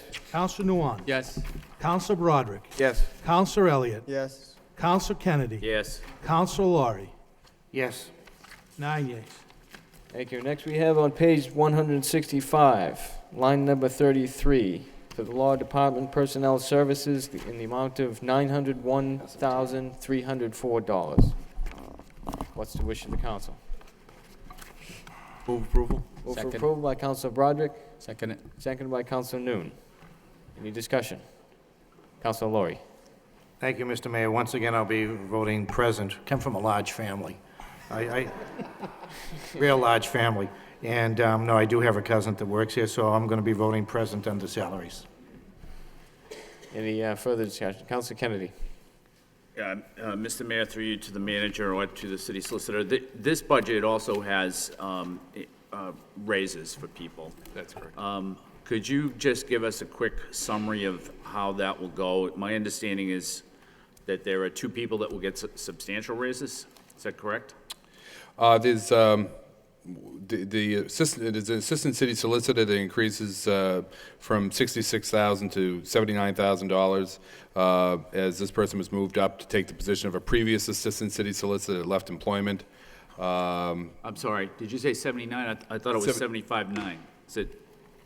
I have 79,620, maybe the 79,620. Is that And correct? that includes, that's the move up, including the step or the cost of living that would go onto the grid that would accommodate that. We also have a principal clerk position that was put in place and was transitioned from a collective bargaining to a confidential employee. We also have we're replacing a part-time attorney with a full-time attorney at a cost of $42,000, so that's a $17,000 shift from the part-time to the full-time, but we've reduced the temporary salary line by $23,000. And then all of the other positions have the same as other people. So does the salary for that position go to 68,000? No, that's just the 42. That part-time position is just 42,000. No, aren't there 2 full-time positions that will receive raises? Is that? The principal clerk and the assistant city No, solicitor. 2 attorneys. Chris? There's an assistant city solicitor right now who's a temporary, and that temporary position, which actually is at $25,000, is going to be abolished. And in its place would be a permanent full-time position, but it would be at $42,000. And the rationale would be to begin to create more entry-level positions at entry-level salaries for attorneys, as opposed to having attorneys come in at an $80,000 range. Okay. When I had a discussion with you about your budget, and I thought, and I wrote it down. Yep. I thought that there were 2 full-time attorneys and that one was going to 75.9 and that one was going to 68. And I would have got that information from you. It wouldn't be. One was going to 60, there was roughly a $10,000 increase, and then also what's in the budget is the additional funds for the $500,000, the COLA increase, as well as the potential step increase, which that person would have been entitled to regardless of the I also have written down that the person's going from 25,000 to 42,000, so I've got that separate. Right, the 25,000 to 42,000. Okay. From 2 days a week was The the other two- original 25,000, although the person's been working 5 days a week. And, but the position itself is going from a 2-day-a-week at 25,000 to a 5-day-a-week at 42,000, which is in line with, say, an entry-level assistant DA. So there will not be an attorney there that's getting 68, That attorney, no, will be getting just 42. 42? Yep. Okay, and then the other attorney will be going to 79, 620? Is that right? Well, that's what the budget reflects, but that again includes a potential step increase. So it might not actually, that also includes a performance evaluation and things of that nature, but we budget for it anyway. But again, the actual increase was a $10,000 increase, and most of these other costs would have been there anyway, regardless of that. Okay, I'm just getting a little confused. So without the other increases, what will the salary be? The salary would potentially be 69,463. Okay. But with the incentives, then it goes up to 79? Oh, I'm sorry, actually, I apologize, I was looking at the wrong line item. It's 79,620, sorry about that. Okay. I was reading the wrong line. So is there anything above the 79? It's, the increase from last year was, again, roughly a $10,000 increase, which would be from 66 to 76, and then on top of that are the additional sums that would bring it up to 79. Okay. Which will include the step raise and things of that nature. Okay. But there's not a second attorney that had another position that was also going up to 68? No. No. Okay. Apparently, I was just as confusing on the phone as I am tonight. Councilor Laurie. Thank you, Mr. Mayor. So if I understand, the pay scales now in the law department are going to be similar to the district attorney's office. You don't pay top dollar to the new attorneys coming in. Right, it creates a position, and this became evident when we were filling an attorney's position who had left, that we had a number of really great resumes. We had about 100 resumes, but there were a number of those resumes that really reflected more of an entry-level position, that attorneys that were new to the bar didn't have really any experience or very little experience. But you could look at their resume and know that this was a quality person, but there was really no mechanism for us to begin tapping into that talent pool at a salary that really made sense. And so this is the direction that we're heading in. And again, I think long-term, it will make sense to have more of a balanced office where you have more senior lawyers and some more junior lawyers, which hopefully the goal will be to eventually produce some sort of savings for the city or better bang for our dollar by having say, more entry-level positions as So well. basically paying by experience then, as they come in? Correct. Okay, thank you. Just, Councilor Kennedy. just one, maybe two more questions. So how many full-time attorneys are in your office, counting you? 5. 5? And, right, and then there's a sort of counsel position, Dave Fenton, which is 2 days a week, and then... Well, wait a minute. There's 5, counting you, there's 5 full-time attorneys? Yes. Okay. And how many part-time attorneys? 2. One would be Dave Fenton, who works 2 days a week. Yep. And the second would be Maria Shee, who works 3 days a week.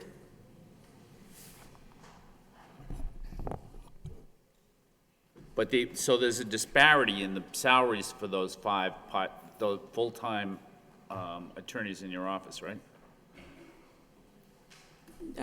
Not right now, if you're looking at it between entry-level and senior attorneys.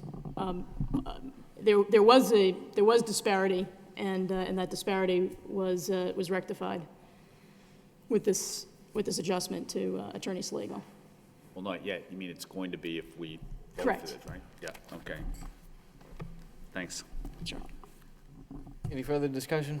Councilor Elliott. Thank you, Mr. Mayor. I count 6 in the budget. That's because Attorney Fenton is included in the temporary, and I don't know if he's counted. He doesn't appear, his name doesn't appear in the budget. He's actually in the temporary salaries.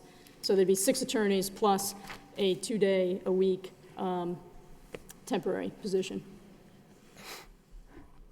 Of this 345 increase in salary and wages permanent, how much of that is attributed to salary increases?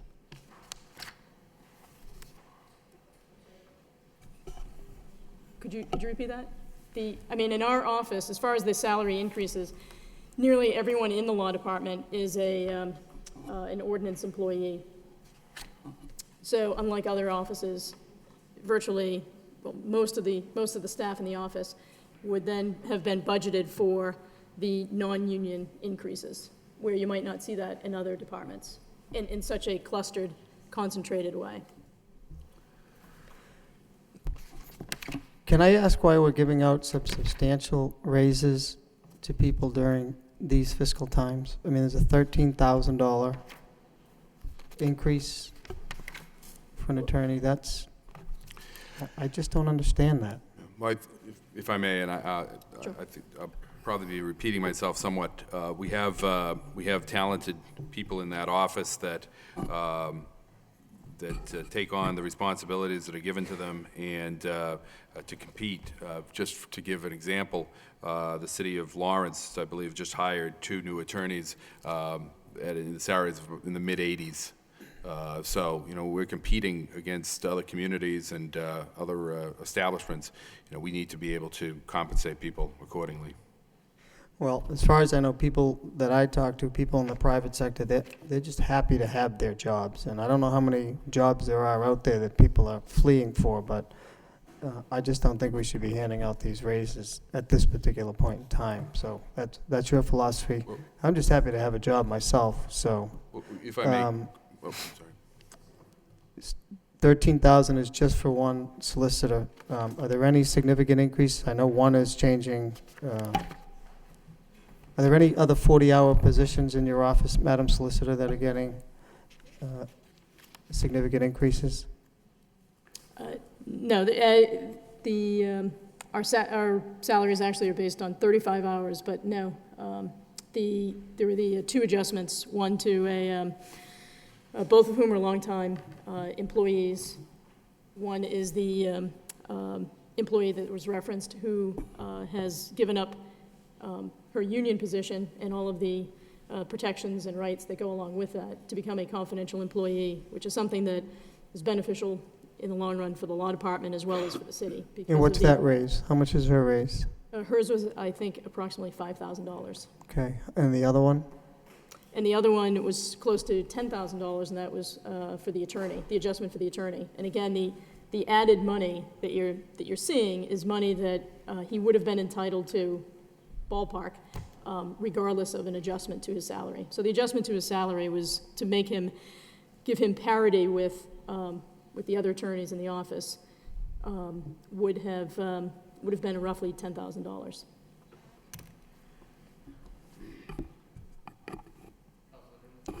Thank you, Mayor. Through you to the solicitor, how many ordinance employees you have in your office? How many ordinance employees? Yeah. Let's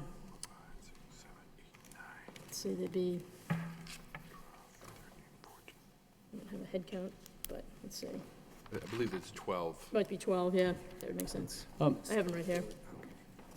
The individual that get the $13,000 raise, is he or she an ordinance employee? Yes. Right. Thank you very much. Any further discussion on this line? Roll call, please. Counselor Martin. Yes. Counselor Madonza. Yes. Counselor Mercia. Yes. Mayor Murphy. Yes. Counselor Nguyen. Yes. Counselor Broderick. Yes. Counselor Elliott. No. Counselor Kennedy. Yes. Counselor Laurie. Present. 7 yeas, 1 nay, 1 present. Thank you. On line number 34 for the law department, we have ordinary expenses in the amount of $207,650. Move to approve. Motion approved by Councilor Laurie, second by Councilor Broderick. Councilor Elliott. Thank you, Mr. Mayor. Madam Solicitor, could you please explain the items that are funded out of professional services? FY11, it was 143, FY12, 90, request was 100, is approved for 115. By and large, historically, professional services in the law department was limited to outside counsel. And actually, just as a side note, for a city the size of Lowell, there's very little outside counsel services that are actually sought and obtained. For the most part, we've done them when on a limited basis, and then also when we're absolutely mandated to because of conflicts and things like that. This year, for example, we did have to hire an outside attorney for a little over $4,000 in an environmental case because we needed an attorney that practiced out of the New Hampshire bar. For the most part, professional services today in the law department is consumed with the professional services of both a nurse case manager, which this year we have brought in-house, as well as a new city physician, which also, she's not in-house, but whenever she is doing work for the city, most of the time she's doing work in the law department and in the building, consulting with lawyers. This past week, there was an extensive conference call between the city physician and Deputy Superintendent Friedel. And so she's very active, she's very on-site and present, which has been this year a real plus. But that's by and large what the professional services are utilized for. We also do constable services, court reporters, and things of that nature. So how much do we pay those two individuals that you referenced?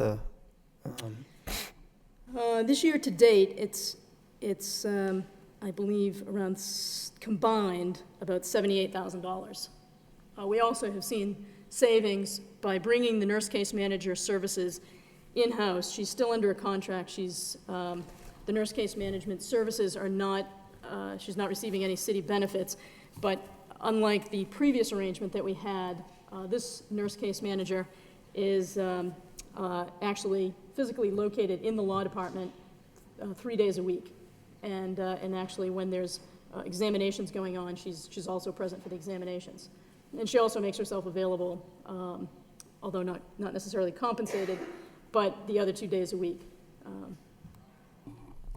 Okay, I'd like to make the motion to reduce this line item by $25,000 back to 90, which was approved FY12. Second. Motion by Councilor Elliott, second by Councilor Kennedy. Any discussion on the motion? Councilor Kennedy. If I could, Mr. Mayor, through you to the city solicitor. Before I got here, but within the past few years, there has been, the city has engaged private investigators, I guess, or people that follow employees around or whatever. And does that money come, how do they get paid? They get paid out of this account, professional services? Actually, you and I had a discussion about that on the phone. There was payments going back several years back in '09, I think it was, where that had occurred, and that was involving 3 employees, and was a somewhat unique situation in that we were working in conjunction with others. But as far as the law department and our expenses, the only time that we have employed such services is really for the workers' comp cases and injured on duty cases, and those expenses are paid with the other expenses in those accounts, and those are very limited in nature, somewhere between say $10,000 to maybe $15,000 in a given year. So the city continues to hire private investigators, but therefore workman's comp cases? Right, and we do it as far as a policy consideration.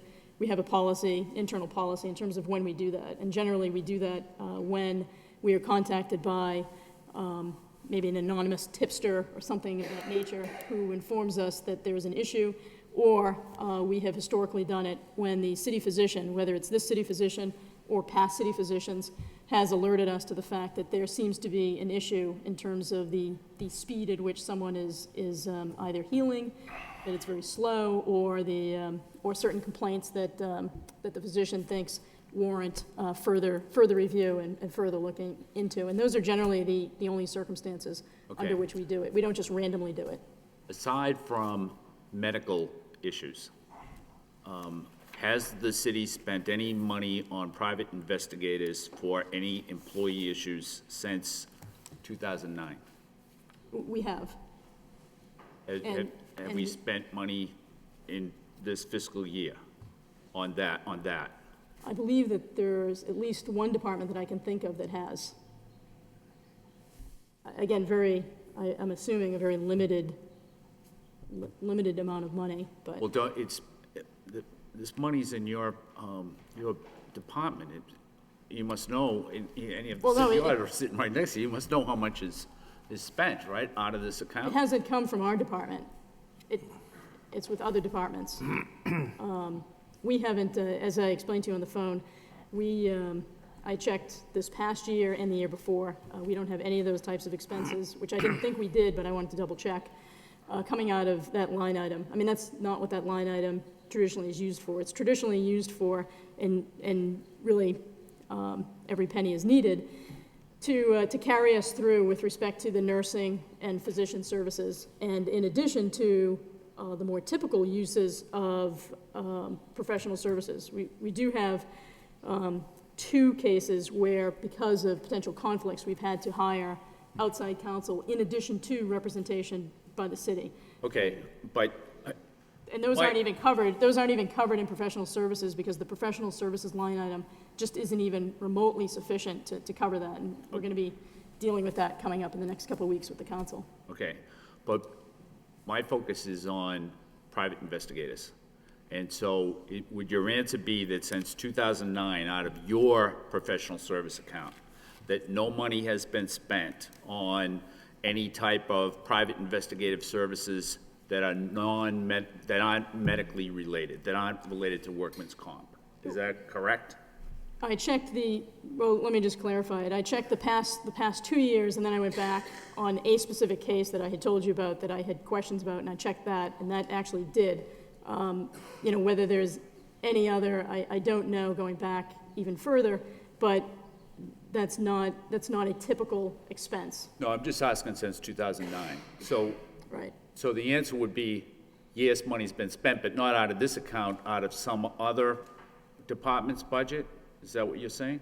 Well, again, what I'm saying is I specifically checked this past year, the year before, and then I went back and on that particular case checked, which was in 2009, checked that case, and that had. Whether it's possible something else might have, I'd have to just double check. I just don't want to say something and then it not be accurate. Okay. If it was, again, it's nothing substantial, but I'd be happy to check on that and let you know. But you did say, Yep. and so I just want to be sure that I have it right, Yep. that the city has spent money on private investigators that are not related to workman's comp since the 2009 incident. Yes, in fact, this year, I believe that there's one department, okay. at least that I can think of, there might be another, but at least one department that has utilized those services and for an ongoing matter. Okay, is that matter resolved, or is it still ongoing? It's still ongoing. Thank you. Go ahead. Mr. Manager? Thank you, Mr. Mayor. I believe there are actually 2 departments that involved that type of investigation this year. Both, one is ongoing and the other is closed, but they both involved theft that we're reviewing. Councilor Martin? Yeah, I think, I appreciate Councilor Kennedy's point, trying to get, whether any money has been spent for investigations out of this professional services. And I think at least for the last 2 years, Madam Solicitor, you said those expenses are limited to medical cases, right? So at least the last 2 years. And, we've had some success. I mean, we've for many years had complaints about the Section 111 F benefits and the amount of money paid out under those benefits. And these services are designed to get people back to work and have been pretty successful. And in fact, oftentimes the employees want to get better and back to work, and these kind of additional therapy, you know, if there's a nurse manager, but people need to get the treatment they need. So they're not necessarily just, you know, looking for paid time off. I suppose there is some of that, you know, some of that is present, but some of it's not. It's not always that. So we've had good experience with this, this provision. And I think in the overall law department budget, if you look at what other cities and towns pay for outside counsel, there's many, you know, there are a couple of law firms in Massachusetts that specialize in municipal representation, one or two big ones and a bunch of other smaller ones. And if you look at what other places pay for those, I think we get very good value from the in-house people we have. And we would, if we did not have this, we would be looking at substantially higher amount, you know, for legal services. It's a litigious society. It's a complex organization. There are legal issues that arise daily. So I think there's good value here. Thank you. Councilor Noon and then Councilor Laurie. Thank you, Mayor. Through you, Mr. Managers, to the city solicitor. The professional service, from what you're saying, you need that money for outside counsel for their expertise, for also issues that there's some conflicts between attorneys, and also you indicated that for outside mass bar. Could you explain that with regard to the outside mass bar? Certainly, we were involved. We were one of many parties involved in in an environmental case in terms of disposal, improper disposal of waste, and it was in federal court, and it was in the New Hampshire circuit, and we needed to hire a New Hampshire, someone who was a member of the New Hampshire bar, and no one in our office satisfy that requirement. And so in that case, we went out and obtained the services of somebody, and we were able to resolve the case. The attorney's fees were quite low, $4,000 in that case. We do have a couple of cases where we had to, in addition to in-house representation, which is ongoing, we also had to get, because of potential conflict issues, outside counsel. And as Councilor Martin was stating, the costs are significant in those cases, and they're going to require transfer. This professional services isn't really built to accommodate that type of outside counsel service. It's really meant to accommodate different minor conflicts that might come up. It's primarily for the nurse and city physician professional services, and that takes up the bulk of it. And then we also use it for constable depositions and things of that nature. Thank you. Sure. Councilor Laurie and then Councilor Broderick. Thank you, Mr. Mayor. On the term of hiring outside investigators, it's a common practice. I work for the government. The OIG would be out investigating injured employees. In fact, I know of a case where if you're not working during a particular time, they charge you with stealing time now. They do that. My question is, would it be more cost-effective to stay in-house with the Lowell Police Department as opposed to, I know it's not the law department's decision, but I'm wondering if it would be more cost-effective. We do that as well. The police Okay. department works in partnership with us, and Okay. Thank you. Councilor Broderick. Thank you, Mr. Mayor. I agree. I think we get a tremendous bang for our buck. I had to eat crow a few years back when I thought we should go out to special outside counsel for the Hamilton Canal defense. We've been getting tremendous results. And in looking at the year-to-date, Madam Solicitor, we've already encumbered, which I guess essentially means spent, 99.8%. We still have a few weeks left, and then a couple weeks for things to trickle in. So in all likelihood, we're going to be over budget this year? We will. Historically, we have had to, it has required transfers from other departments to finally balance this out. And again, the bulk of those expenses have come from nurse case management services and city physician services combined. This year, They're much more controlled. We're actually seeing fairly significant savings. And, and even still, we will probably require something to satisfy all of those accounts at the end of the year. Okay, and I think Councilor Martin touched upon this. We just got a report recently about the sick time, out of work, 111F, and the report on the police and fire and other employees, and the dramatic reduction we've had in the recent years, but also the continued improvement. I'm going to support the original request. I think that we get tremendous results, and if we don't have the necessary funds to support the law department, we run a bigger risk than the extra $20,000 or $25,000. Thank you. Thank you. Any further discussion? Councilor Elliott. Thank you. Madam Solicitor, I want to follow up on Councilor Kennedy's question on private investigation. And can we please get a report on that in the future or after this meeting to find out exactly how much has been spent? Because I'm looking at FY10 actual in this particular line item, and there was $218,720 spent for professional services. Mr. Manager, you mentioned another department. What other department expends money for private investigations? I believe that came out of the HR department. HR? Right, because it involved a disciplinary matter. Okay. I think it would be good to know, but my second question was, FY11 approved was $90,000 in last year's budget, yet it's reflected as $143,400 in this year's budget. So was there a transfer of almost $50,000? There was a transfer of $57,000. It was voted on by the council. What was that for? It was probably a variety of, I don't think there was one specific matter. Okay. It was a number of. Okay, so could we please get that information, because it would be good to know how much we're spending on that, and it should be pretty easy. I'll presume that, Madam Solicitor, there's a PR, a PO cut for a particular company? Well, I mean, one issue that I should make known is that the costs in 2009, for example, is a cost that has been sought repeatedly by the newspaper.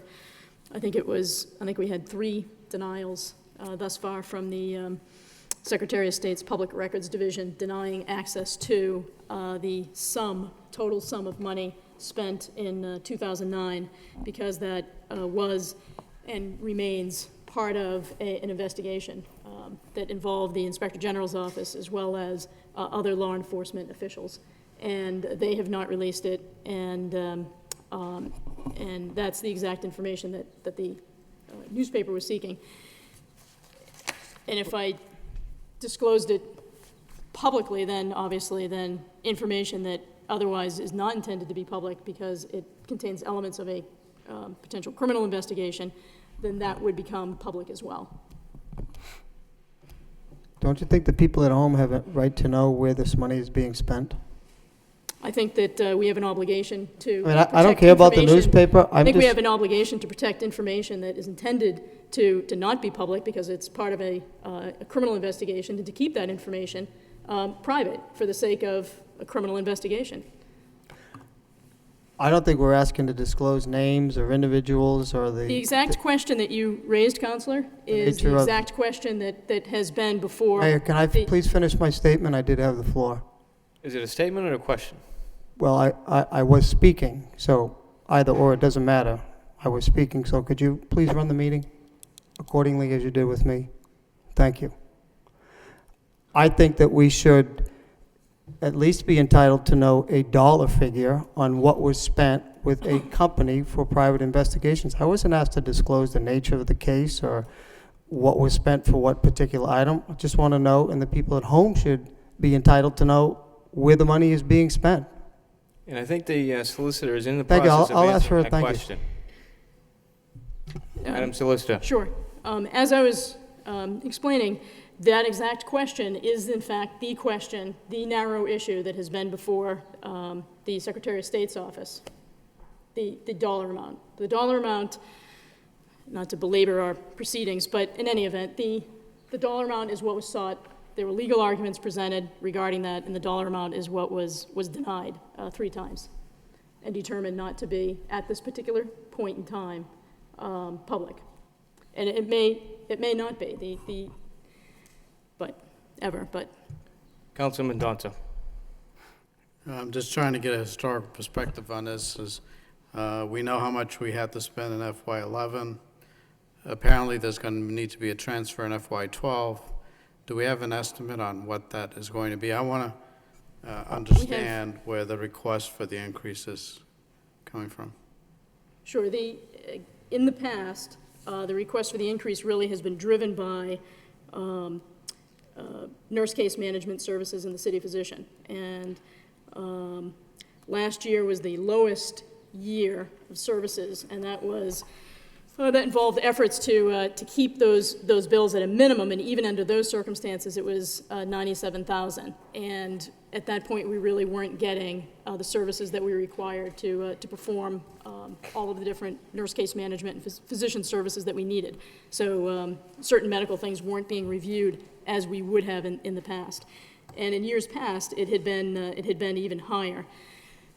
This year, while we have contained those costs, we've had 2 matters that, due to conflicts, we've had to get outside counsel in addition to our own representation.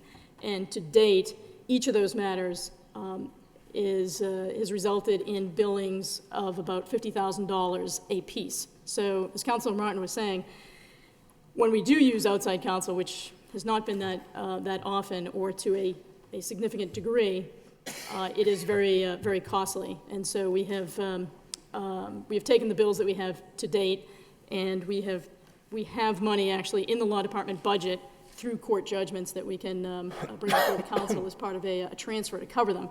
And then next year going forward, we will have to again sort of take a look at these 2 cases, which we normally don't have those types of expenses, and hopefully the cases resolve in some way. You have a rough estimate of the deficit amount that we're going to need to transfer in to make it whole this year? It's somewhere in the ballpark of $100,000, and again, we have the funds in the law department internally to cover that, so it won't have an impact on the budget. It will stay within our own law department budget. So we need another $100,000 within your budget transferred into this line item to make it whole. Right. Although we typically wouldn't budget to that degree for professional services because by and large, if you look at it over a 5 or a 10-year period, those costs for outside counsel would be highly unusual. But they do occur from time to time. But we're looking at about 150 at least the last couple of years. Oh, yes. Or beyond. Yep. Which was driven again by more the medical costs than outside counsel costs. And I think you've touched on it already, but what makes these hard to control? I mean, once it's determined it needs an outside counsel, do you lose some control of the cost? By hard to control, I just mean that you're going at $300-400 an hour. You can't tell an outside counsel, slow it down, don't review all the documents that you think you might need to review, try to keep the billing to a minimum. They have an ethical obligation, once they get that case, to do everything that they ethically feel is vital and important to properly represent their clients. And that's what they do, presumably. And that's what we do, but we're doing it on an in-house basis, and so there is no inflated costs. The control is there because it's capped at an in-house salary, and we don't have that when we go outside. When this happens, they're usually representing the city. That's why they're outside counsel, but they're representing the city. Yes, I mean, in both matters, we're actively involved in the case we're actually representing the city, and they are representing some specific either employee or employees, which for the law department to represent both the city and the employees at times might result in a conflict. Hence, we are actively involved in a case, and they become our co-counsel representing our employees. Right. Well, that's the outside counsel aspect. In this, there's also nurse case managers Is that more controllable than the outside counsel, or? That's more controllable now, because the nurses in the office, we're not getting charged for every single email, every single phone call, every single conversation, every document being reviewed. She's coming in, she's working 3 full days a week, and everything that she gets done during that time is sort of capped at almost like it's almost similar to a salary, only it's in the form of a contract. All right, so that has it seems proven- like it's a hard-to-control account, but obviously we need to do what we can to control it. It had been hard to control, and now this seems to be the sort of the magic touch. This seems to work this year. Okay, thank you. Thank you. Anyone else on the motion? Which again, for those who've forgotten the initial motion, is to reduce the line number $207,650 by $25,000 to $182,650. Roll call, please. Counselor Martin. No. Counselor Madonza. No. Counselor Mercia. Yes. Mayor Murphy. No. Counselor Nguyen. No. Counselor Broderick. No. Counselor Elliott. Yes. Counselor Kennedy. Yes. Counselor Laurie. No. 3 yeas, 6 nays. Back to the original amount of $207,650. Motion by Councilor Mendonça. Second. Second by Councilor Noon. Roll call, please. Counselor Martin. Yes.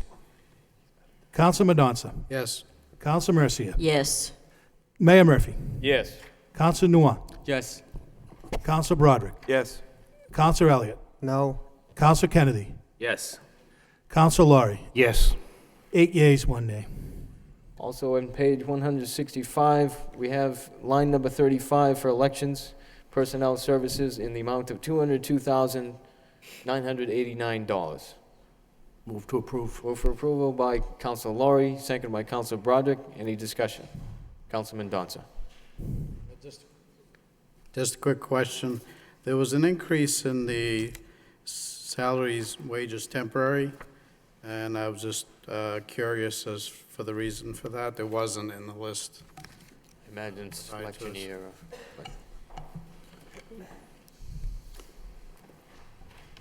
Mainly because it's a presidential election. We do try to hire extra staff for the polling locations. The absentee ballot clerk, she'll have to work additional hours because the request for absentee ballots is much higher during a presidential year. We're also going to try to do some more training for the poll workers. Thank you. You're welcome. Thank you. Councilor Laurie. That was thank you, Mr. Mayor. That was part of my question.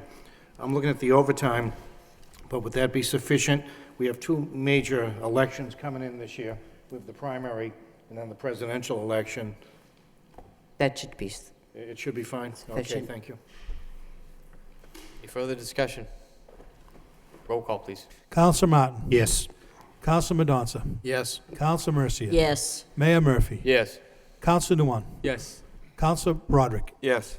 Counselor Elliott. Yes. Counselor Kennedy. Yes. Counselor Laurie. Yes. 9 yeas. Next, line number 36 for the elections, ordinary expenses, $45,180. Councilor Mercia. Thank you, Mr. Mayor. I just have a question for Gail at this point. And when I look at the rental of halls, it seems to be level funded to be $1,680. But in the year-to-date budget report of the fiscal year that we're in right now, we budgeted the same amount of money, $1,680. We only spent 37.5% of that, and we have 1,000. I'm still waiting for 3 of the halls to send me invoices. Oh, is that what it is? Yes, and I've contacted them to remind them at the end of the year is All right, approaching. that's fine. That's all I wanted to know. Thank you. You're Thank you. welcome. Any further discussion? Move approval. Move for approval by Councilor Mercia, second by Councilor Broderick. Roll call, please. Counselor Martin. Yes. Counselor Madonça. Yes. Counselor Mercia. Yes. Mayor Murphy. Yes. Counselor Nguyen. Yes. Counselor Broderick. Yes. Counselor Elliott. Yes. Counselor Kennedy. Yes. Counselor Laurie. Yes. 9 yeas. Next, we have on page 175, line number 37 for planning and development personnel services, the amount of $2,072,141. Council Move to Lowry. approve. Move for approval by Council Lowry, seconded by Council Broderick. Any discussion? Council Elliott. Is there a list of grant-funded positions in the budget? There isn't actually a list of positions. There's a list of, you have a list of grants, I believe, that are listed there. But I have a handout here that may be helpful as well. Is there any reason why that wasn't put in, Mr. Manager? I mean, historically, it's always in there just to know what the offset would be. Do we have that in there this year? Thank you.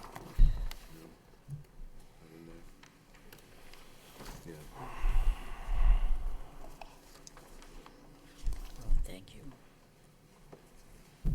Mr. Bakey. Mr. Bakey can walk us through the changes here that, as you can see, almost every grant program that we have has been reduced from fiscal year 12 to fiscal year 13. One of the grants, the 40R grant that we received from the state, gets treated differently, and it goes into the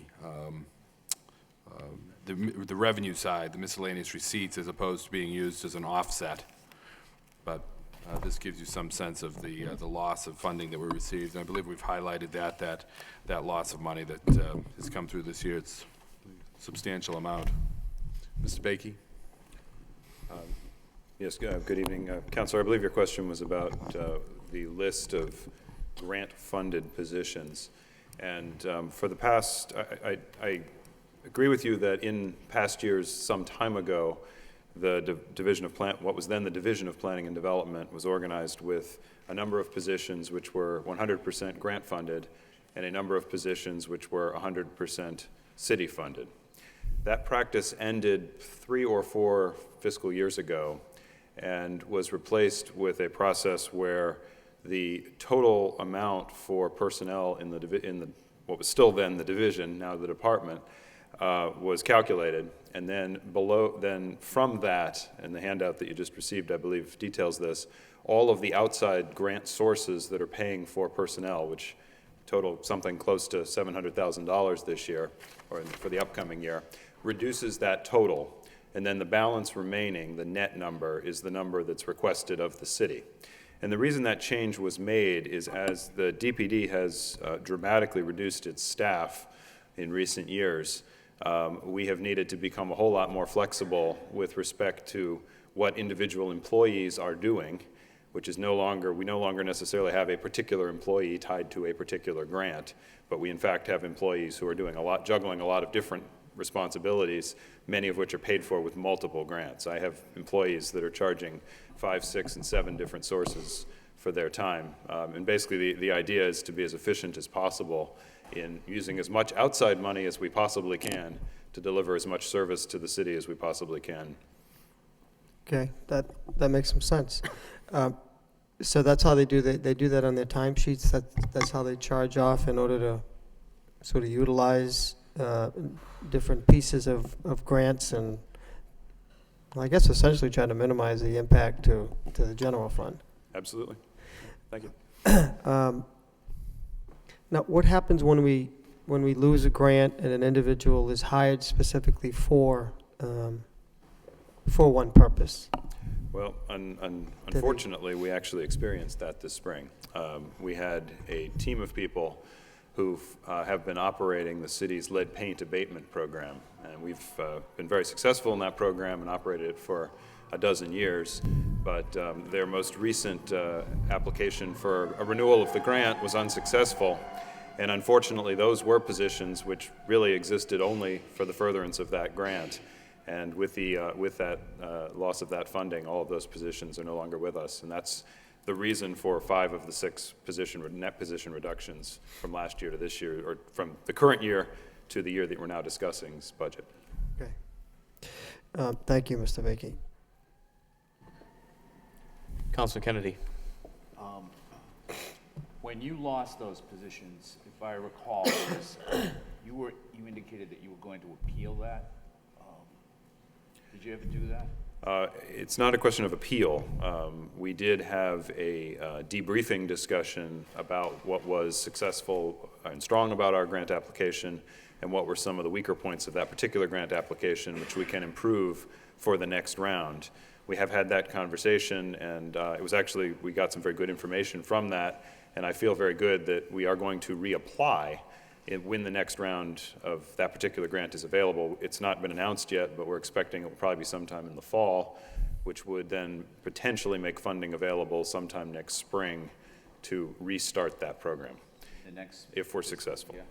Yeah, the bulk of it would be in the fiscal year 14 at that point. Okay. And that's if we're successful in getting the grant the next time. And if you did that, then you'd be looking to hire more people?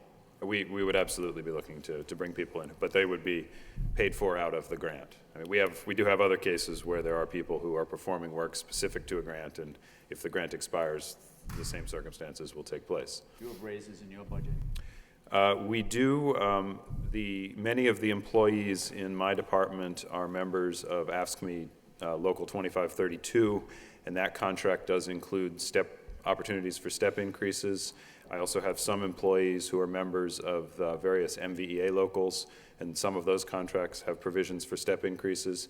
Those step increases have been incorporated into the budget, as have for the confidential employees or the ordinance employees. As has been discussed with other departments, we have a few of those who are entitled to steps. Do you have any employees in your department who are going to receive compensation that are getting raises over and above that? I do not have anyone who is getting a raise over and above that for the same position. I do have a number of employees who, if you were to compare last year to this year, you would see that they are earning more money in this budget, but that is because I have had several employees who've been promoted internally, and they're now in a different position than the one they were in before. So if you were to compare them by name in the two budgets, you would see a greater increase, but they're doing a different job. Who held the position? They were promoted to new positions?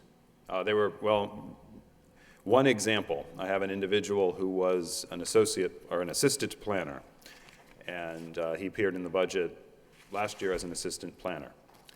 This year he appears in the budget as the urban renewal project manager, because my former urban renewal project manager departed, and we, after a search and some interviews of both internal and external candidates, we determined that promoting him was the best thing for the city. He's now performing a completely different job and is compensated accordingly. Okay. So in every instance where that occurs, there's somebody that leaves the position that's through attrition? Yeah, we have not created, in those situations, that's exactly what happens, yes. In every instance? In that type of situation, yeah, certainly, Okay. Absolutely. Yep. All right, thanks. Yep. Any further discussion?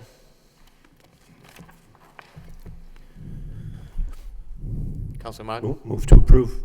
Move for approval by Councilor Martin, second by Councilor Laurie. Roll call, please. Just have one notation, Mr. Mayor, Councilor Elliott. and it's just a little thing, but Stephen Geary's not the chair of the Board of Appeals. He left quite some time ago. I don't know who the new... Make that correction. Thank you, Councilor. Roll call, please. Council Martin. Yes. Council Madonza. Yes. Council Mercia. Yes. Mayor Murphy. Yes. Council Nuam. Yes. Council Broderick. Yes. Council Elliott. Yes. Council Kennedy. Yes. Council Laurie. Yes. 9 yeas. Next, we have line number 38, Planning and Development, ordinary expenses in the amount of $246,870. Move approval. Move for approval by Councilor Broderick, seconded by Councilor Laurie. I have a question. Councilor Mercia. Mr. Mayor, we have the Acre Urban Renewal line item for $15,000 on the papers provided by the city manager. Year to date on that particular item, we have $15,000 appropriated in the last budget. They spent $3,748. There's nothing encumbered according to last week, and they have $11,251 available What do you think about that, Adam? Yes, there are actually, you'll notice that both the Acre and the JAM urban renewal accounts do have a balance at this point for the current fiscal year. There are two reasons for that. One is the discussion we actually just had is germane to that, given that our urban renewal project manager actually departed in the middle of the year, and we had an extended period of time where we did not have somebody occupying that position, so was unable to enter into new contracts and so forth to expend those funds this particular year. And the new person was just promoted in the last month and hasn't yet been able to sort of take that stuff on. So that's a portion of the reason.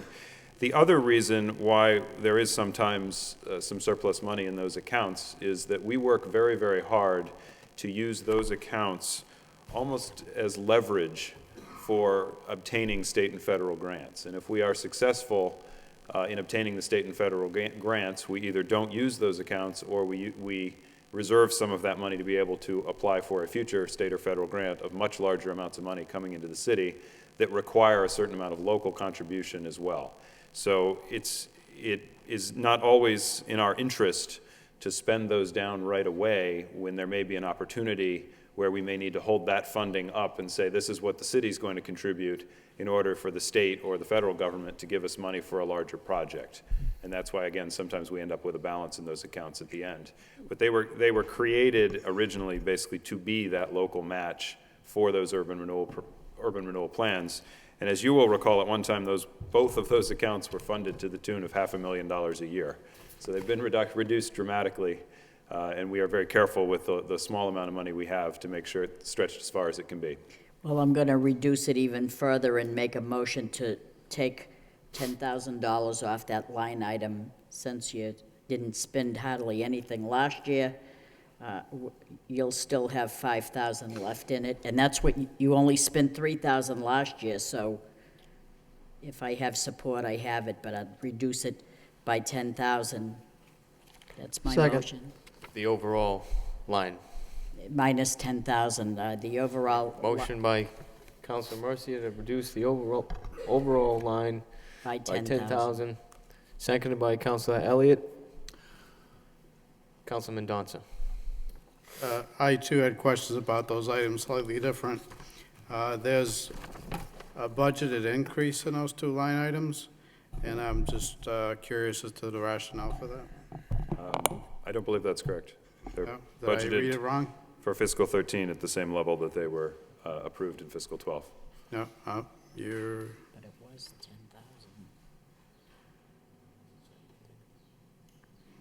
10,000. okay. I was probably comparing it to FY11, and I did see an increase, but yeah, the approved amount is the same. Okay, thank you. Councilor Kennedy. Yeah, Mr. Mayor, I should just disclose that I have a distant relative that works in this department, finally. No, Councilor Laurie, anybody? No, Adam. I haven't found any of his family members yet. So. I'm doing a family tree. Councilor Elliott. Adam, could you, or Mr. Vicky, could you, traffic improvement signalization, what does that go to? Is that a contract with somebody for, setting the signals or timing, or what is that for? There are three primary uses of those funds. One of the largest single piece of it is the annual contract to repaint the lines on the roads, the double yellow lines and the intersection markings and so forth throughout the city. The second largest amount of that money, which is actually what's represented in the current, what appears to be a balance in that account, is the money that the sign shop utilizes to repaint the crosswalks in the city. And they do that work every June, which is why there's a balance showing on the report that you received, but by the end of the year, that $7,000 will be spent by them. The third thing we use that funding for is for, as you can see, it's a very small number, but minor improvements to traffic signal infrastructure, additional pedestrian heads or an additional left turn arrow or something like that. And what we have been able to fortunately do this spring was transfer some money into that account that's actually allowed us to make more significant improvements at a couple of intersections, one of which is the intersection out here at Cabot Street and Father Morissette, where the antique 5-head traffic signals are going to be replaced with more appropriate contemporary ones in the relatively near future. Okay, thank you. Further discussion on the motion? Again, it's to reduce $246,870 down to $236,870. Roll call, please. Counselor Martin. No. Counselor Madonza. Yes. Counselor Mercia. Yes. Mayor Murphy. No. Counselor Nguyen. No. Counselor Broderick. No. Counselor Elliott. Yes. Counselor Kennedy. Yes. Counselor Laurie. No. 4 yeas, 5 nays. So we return to the original amount, $246,870. Move approval? Move for approval Second. by Councilor Broderick, seconded by Councilor Noon. Roll call, please. Counselor Martin. Yes. Counselor Madonza. Yes. Counselor Mercia. Yes. Mayor Murphy. Yes. Counselor Nguyen. Yes. Counselor Broderick. Yes. Counselor Elliott. No. Counselor Kennedy. Yes. Counselor Laurie. Yes. 8 yeas, 1 nay. Moving on to page 185, line number 39 for the police. We have personnel services in the amount of $21,044,855. Move approval? Mayor. Move for approval by Councilor Broderick. Seconded by Councilor Martin. Councilor Kennedy. Mr. Mayor, I'd like to offer an amendment. I'd like to amend the motion by reducing the amount by $100,000. That would come from the overtime account. Second. On the motion, On the motion, Councilor Kennedy. on the motion, Mr. Mayor, well, first of all, I should disclose that I have a brother that works in this department too, but on the motion, the department's request is for $750,000. The manager has proposed $800,000 for overtime, which is $50,000 above what the department had requested. But I also would bring to the attention of the other city councilors that if you go to the back, to the roster in the back where the police officers are listed, there are 10 vacancies that are funded at an amount of, I think, $428,000. 7 of those are just regular city positions, and 3 are, I think, grant positions. But nevertheless, there's 10. If we have the intention of filling those 10 positions, then it would seem to me that we would not need as much overtime as is requested. $500,000 was approved in fiscal year 12. This is $800,000 1 year later, and it's above what the department has requested. Now, I also would point out that there was a transfer request that came before the city council just a couple of weeks ago, for $160,000. And I supported that transfer for overtime in the police department.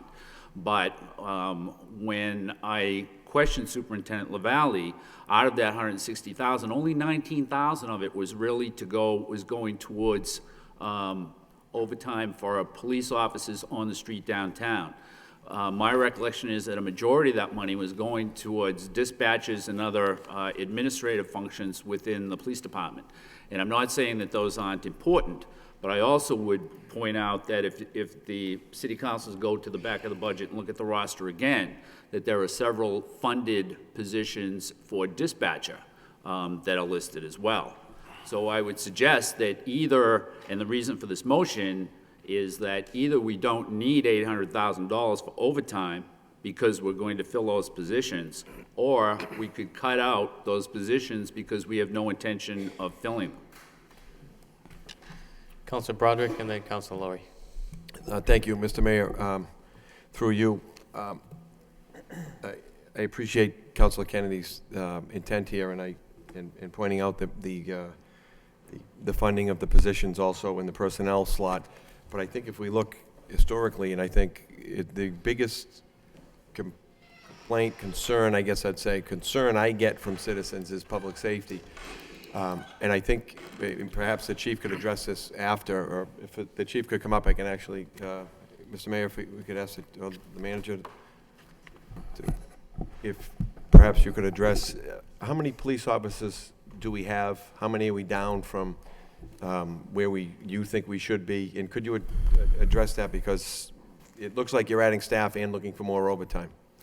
Right. We currently are at 231 sworn personnel. We did indeed add 3 new officers to the department to increase our staffing from 228 to 231. So the vacancies that Councilor Kennedy is referencing in the budget, those officers have been hired, are in the academy, and we also took 3 lateral transfers from another police department. So those officers who are currently in the police academy, and there are 6 of them, they will not be full-time, full-fledged police officers until they graduate from the academy and complete the PTO, the Police Training Officer Program, which is basically those officers working with more experienced, seasoned officers for several months before they can actually become full-fledged police officers on the street. So it's difficult to count them in the mix as potentially officers who can do the work of a regular experienced officer until they've finished all of this training, which will not be until probably this time next year.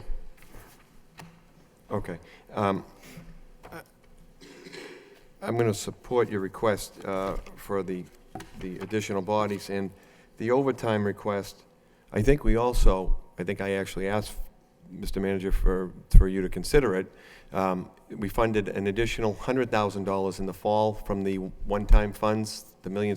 We applied some money to reduce the tax increase, tax levy, but also applied $100,000 towards overtime as well? Correct. So last year we had really the 500 is 760? Correct. So this is really a $40,000 increase from last year? Correct. And hopefully some of the extenuating circumstances of this year will not apply, and we'll be able to have more police on the street with the smart policing concepts that we're utilizing in the department. I would also point out, Councilor Kennedy references that it's $50,000 more than the department had asked for, but we actually made a reduction. If you look in the comp time line farther down, we reduced that and put that towards overtime. So it's to offset that. Thank you. I have no more questions. Thank you, Chief. Councilor Mercia, and then Councilor New. Thank you, Mr. Mayor. I'd just like to ask the chief, I thought a lot of the police substations were donating the space. We have some rental substations still? 2, yes, that's correct. And where are they? We pay rent to the Lowell Boys and Girls Club for the precinct that we staff in the Lower Highlands, which is right there on Middlesex Street.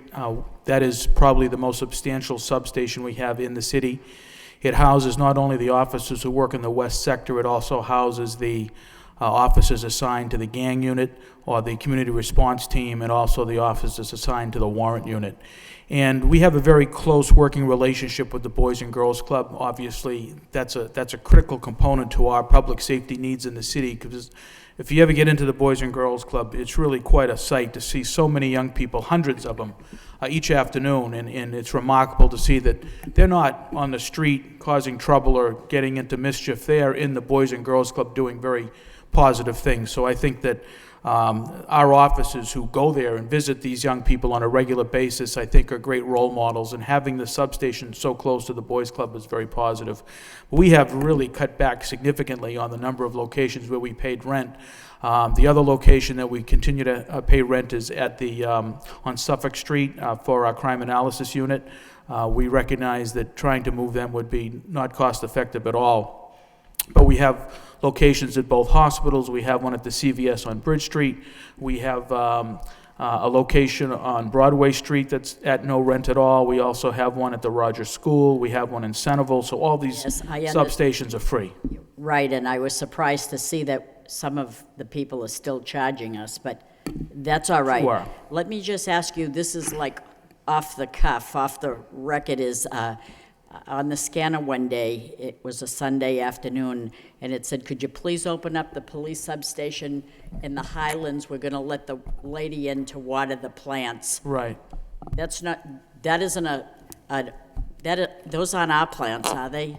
It's No. a boys' club plans. Is it? Correct. That actually came up today. That was an email that was forwarded to me. Someone asked that question. The substation in the Highlands has some type of an organization that uses the greenhouse there, Right. and they have plants, and that is no affiliation with the Lowell Police Right, Department that's whatsoever. what I explained to that person. That's why I was just assuming that it wasn't ours. No, no, And it was the boys' not at club, all. so that's Yeah, good. Right. All right, thank you, Chief, but I still have one more Sure. question. Mhm.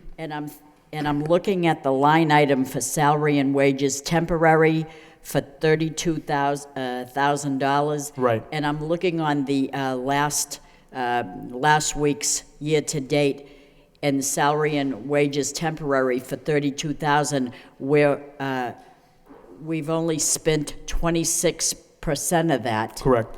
And you're asking the same thing this year. yeah. How can I be reassured that you need all that money? Well, I'll be honest, we made a mistake in terms of not filling the part-time animal control officer position that we were supposed to last fiscal year. We were in a position to do that. We plan to do that this year. When we received from the DPW, the animal control officers, there was money put in the budget to hire a part-time person as well as the 2 full-time staff members that are there. And I take full responsibility for not making the move on hiring that person, but we do intend to do that this year. Which is good. I think one animal control officer is not enough. I agree. Okay.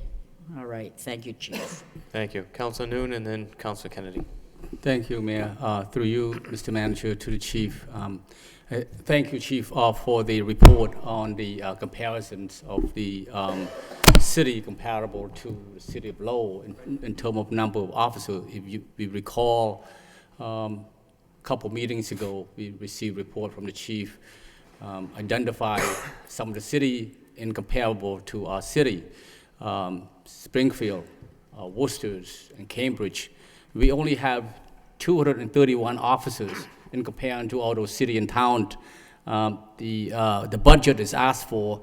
I think it's not close to what other city and town put into their public safety. I will support this budget, and I just want to hear your rationale. I know you explained this to us in the report, the analysis as to why you would prefer add more money to overtime as opposed to high. Of course, you want to hire more officers, but in using what you have, could you explain the analysis in terms Sure. of overtime? I think it's the best way to look at this is that contractually, our offices are equally distributed per day of the week. Now, we can put more officers on the shifts that have the most activity, but all those officers are on a 4 and 2 work week. So we have 3 groups, so to speak. Group A, Group B, and Group C. So those offices basically have a very consistent staffing level, whatever day of the week we're talking about. It could be Monday or it could be Friday, even though Friday could be a busier time frame. And we know that Thursday, Friday, and Saturday nights in particular in downtown and other parts of the city as well are busier than a Monday night or a Tuesday night or a Sunday night. Therefore, it's important for us to have the flexibility to add additional staff when those time frames, those peak hours, and sometimes those peak hours cross shifts. It could start at 11 o'clock at night, our shift change could occur at 12:30 or 1, and the activity level could go to 3. So for that 4-hour period from 11 to 3, we're able to put extra personnel on duty. The flexibility exists from the overtime money that we have and the grant money through the Smart Policing Grant and others to be able to put extra offices at those time frames in those areas where we need the help. And that's the concept behind the smart policing.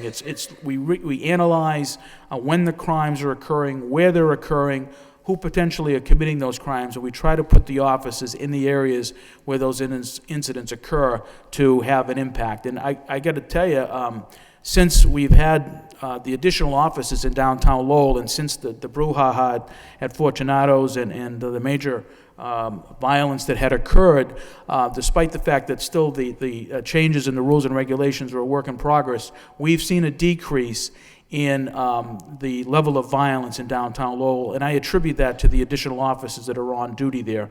We still see people getting arrested for public urination and some of these other disorder crimes, but the brawls that we were experiencing early this year and late last year have diminished a great deal, and a lot of that is due to the presence of the officers. So this overtime grant, this overtime money will be used citywide, not just for downtown, right? Oh, without a doubt, yes, absolutely. If we saw a spike in activity in the Lower Highlands or in the Acre or Lower Centerville, that certainly we would utilize those funds to impact those areas. And it's also utilized for areas like Councilor Kennedy said in dispatch, where we are running. We've had some resignations, unfortunately. We've had some people who have been long-term illnesses. They've not been at work. We have to cover those shifts. They're very, very critical to the public safety component of the city. Not only is 911 police-related, is fire-related and EMS-related as well. So it's very important to have those staff people there on a regular basis, and we try to do that. And it's apparent that, the overtime account that we had been dealing with, we were in a situation when our overtime budget was critically low, that we would be pulling cars off the street. We would have no route officers walking in downtown Lowell. We just didn't have the funds to do that, and that certainly impacts public safety in the city. Speaking of grant funding, have you seen the last years or so in terms of reduction? I heard that Shannon grant has been low this year than before. The Shannon grant has been cut. There's no doubt about it. And the amount of money we receive from the Shannon grant has been decreased as well. Obviously, they all have been. Every city has been decreased. But we continue to have that money to a certain degree. We work with our partners, and the Shannon grant is not purely for the police department, but many for the agencies like UTEC and the Boys and Girls Club and others who partake of these funds, and I think use them very wisely. So the reduction in grant funding certainly impact on your ability to do your work. Oh, there's no doubt that the cities, some of these grants are expiring, and for example, we have 14 offices that are they have 6 months left on their grants. The city has to adopt those offices now and pick them up in the city budget. And we have another 3 other offices who I think have 3 months left in a grant. So the city now has to pick up the tab for those offices who were once grant funded. Thank you, Chief. Thanks. Thank you. Councilor Kennedy. Thank you, Mr. Mayor. I'd just like to make 3 points. First of all, I'd just like to point out that this is overtime money. I think it's great that we're hiring more officers. I would urge the superintendent, the city manager to hire all 10 and get 10 more cops on the street. This is overtime money, and it's $800,000. It's pretty close to $1 million. I'd just like to point out that everybody's got this year-to-date budget report, which is dated June 8th, 2012, with 22 days left in the fiscal year. And if you look at the police overtime budget, there is $180,000 left, which kind of makes me wonder why we voted for the $160 transfer a couple of years ago. But nevertheless, I just want to point out there's $180,000 left. This is a $100,000 cut from a $21 million budget, and it is just overtime money. It is not to take police officers off the street or anything else. It's overtime money. And I would point out that if after the $700,000, if the motion passes and we have $700,000 in overtime money, after that money's expended, we probably would be able to do a transfer if it had to be maybe from local receipts, like the municipal tax lien auction or someplace like that. But I think that this is a good motion, and I think that it deserves approval, and I think that the amount should be reduced by $100,000. Councilor Elliott and then Councilor Broderick. Thank you. Chief, of the 231 sworn officers, how many of those are on 111F? I don't have the exact number in front of me, but the number is low. I think maybe 7 or 8, if I'm not mistaken. Okay. And you said there are 6 officers in the police academy? Correct. We have 6 officers currently in the police academy, which began just a couple of weeks ago. We have 1 officer, 2 officers in the PTO program. One was an officer who was taken, who stole from the Drake Police Department, very excellent officer. And we have 3 officers who transferred here from Melrose, who just now finished the PTO program, and they're now deployed to the street. So they go through the training academy? Those officers had already been to the academy. Right, so they don't have to go through the academy? Correct. But the other 6 do? Yes, they're brand-new hires. And are we paying them while they're, because the academy is about 6 months, right? The academy's 4 months, yeah. It's 4 months. Are we paying those cadets while they're in the academy? Yes, they're City of Lowell employees, correct. Why are we doing that? Because hasn't been the practice in the past. The last academy, as far as I know. No, well, I think what you are thinking of is there are potentially what we call officers who sponsor themselves, self-sponsored. They go to the academy in the hopes of being hired by a police department at some other time. These officers, I would say, right now, in our academy, of the 76 student officers, 74 have been hired by their respective police departments, Cambridge, Brookline, Lowell, and many others, and 2 are self-sponsored. So did we put any officers in prior academies and paid for them? Did we hire cadets, pay for them in the academy last year, prior year? Oh, sure, yes, absolutely, yeah, we do that every year, yep. I just had a couple of questions on the transfers. I see you look for level funding in court time, salary and wages holiday, significant amount, 67 in court time. Those are transfers out, and there's still available balances in those account line items. So my question is, why you're asking for the same amount when money was transferred out? And I guess as part of that question, there's 1.3 million in salary and wages permanent. How come there's so much money in there? And there was a transfer out of 128,000. Well, I think what happens, sometimes officers leave the department midway through the year, they retire, so their salaries are now available. As a matter of fact, we have some officers, so we just came up to the 231 level, and we have 2 that are going to retire this month. So their salaries will be available through the end of the fiscal year.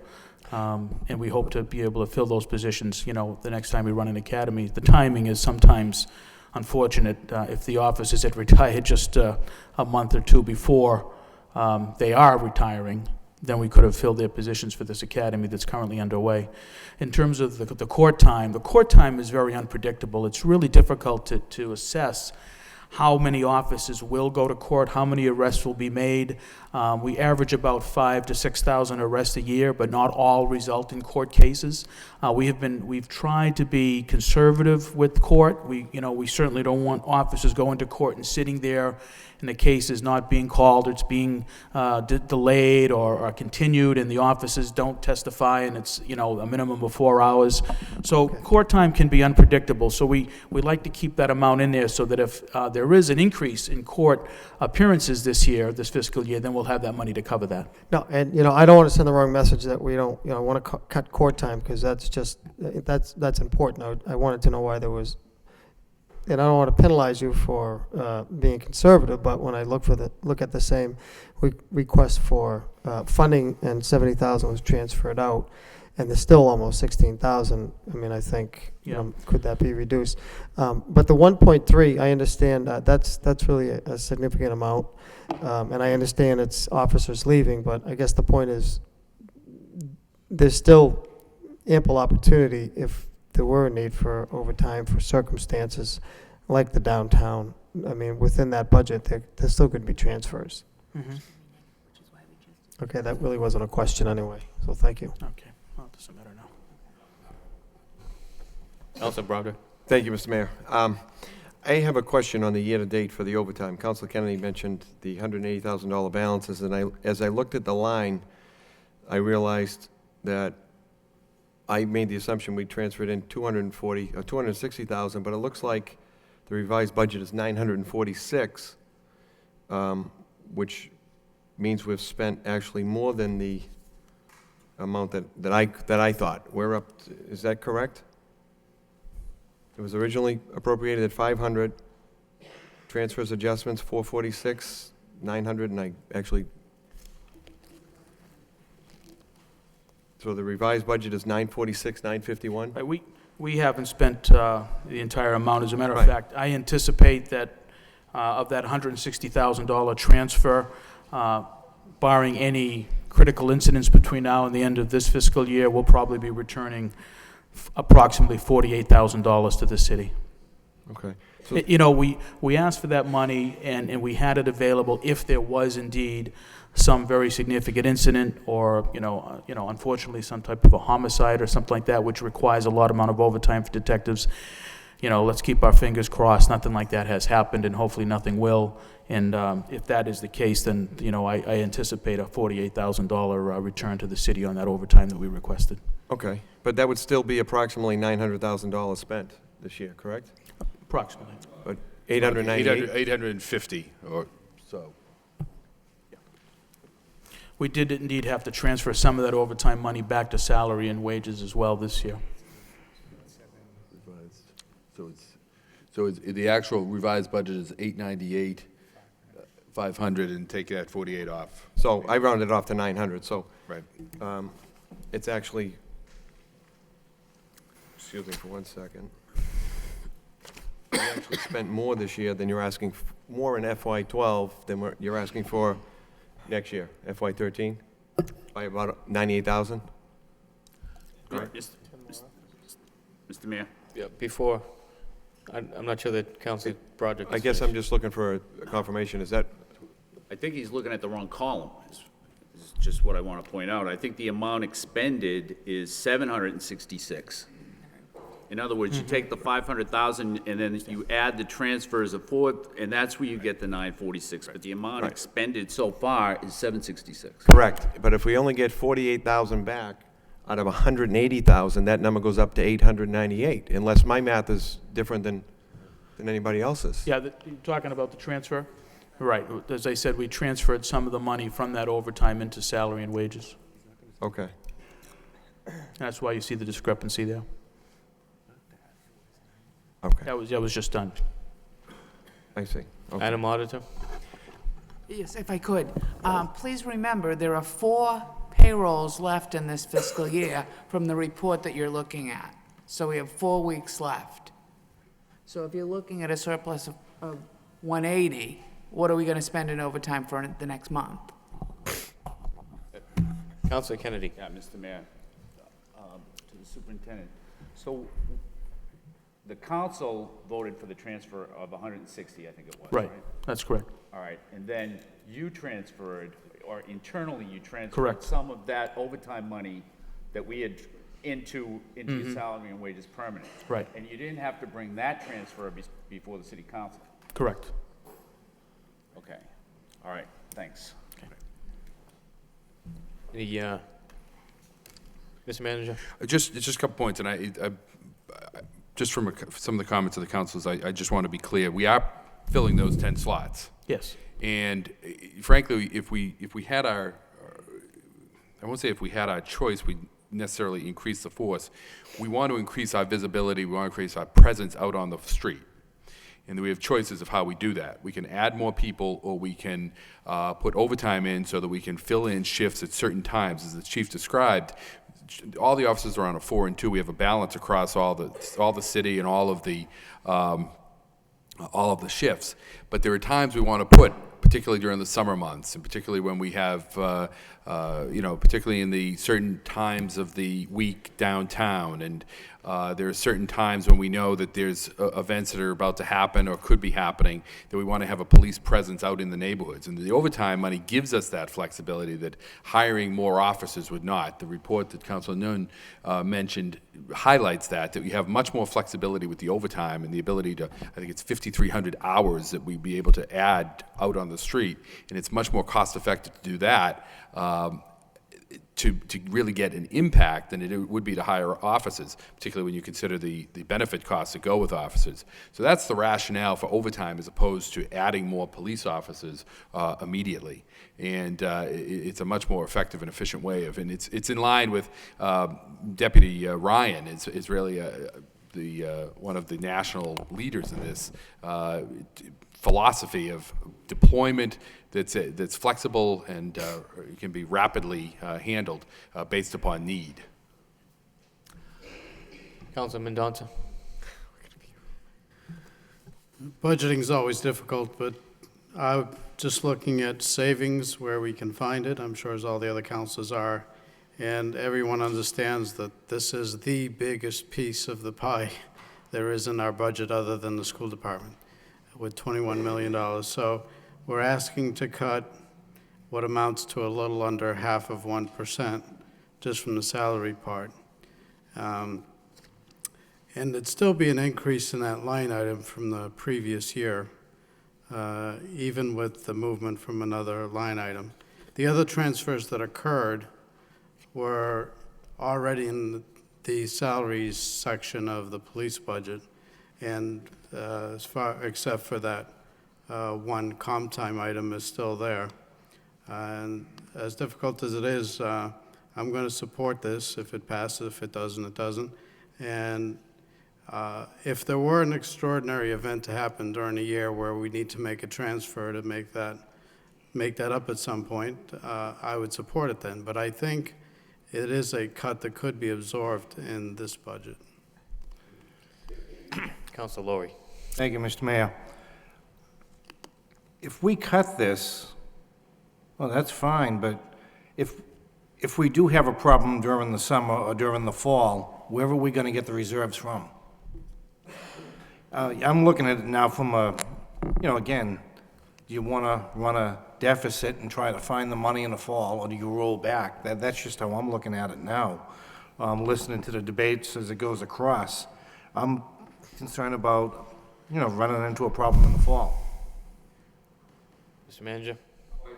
Councilor, you raise a good point. We could always look for additional, but I think what's important is to have a number that the chief can manage and not be concerned that if he needs to put people out in July, August, September, he's holding back because he needs to stretch that money out. I mean, obviously, we want him to hold back. I mean, he's going to turn back $48,000 this year. He's shown a track record of doing that over the years. But you want him to be able to feel comfortable that when he has to send people out for an investigation or for an incident or to be out there for certain events, that he can do that and feel comfortable with doing that. And certainly the council has made public safety a priority through the years, and this was an attempt to try to respond to that. Well, that's one of the concerns I have going into the summer. I'm not sure about the police department, but I would imagine that's probably going to be a heaviest vacation period. Summer is the vacation period, correct? Yep. And you're going to be replacing officers. Yeah, we do what we can during the summer vacation period by asking some of the detectives to work in uniform, to fill in. We do it the best we can. We run, obviously, with vacation, it's somewhat thin, but we try to utilize some of the administrative officers or the detectives to cover those open shifts. Okay, thank you. Thank you. Councilor Elliott. Thank you. So I think we're making a commitment to public safety. We're putting on 10 more officers, correct? Mr. Mayor, 10 more officers. We're actually adding 3 to the complement. It's been 228, so we're going up to 231. And what about those I guess the chief raised an issue about grant-funded positions. What is the plan? What is the cost to that, chief? Do you know, once those expire? Well, I can tell you that the 14 police officers are funded for half a year through a grant, and 3 are funded for 3 months. So I'm not quite sure what the dollar amount is, but that, obviously is a liability the city's going to have to pick up. What's the plan to fund those, Mr. Manager?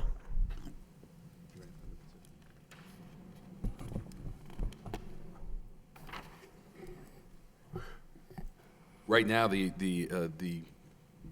intent is to utilize the funds we have there to keep all of those people on as much as possible, as long as possible. Utilize what funds? When those grant funds expire? Right.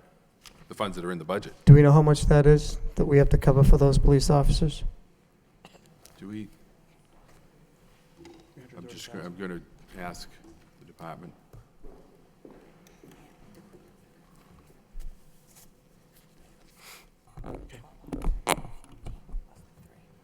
So I've been told that $330,000 is covering those offices.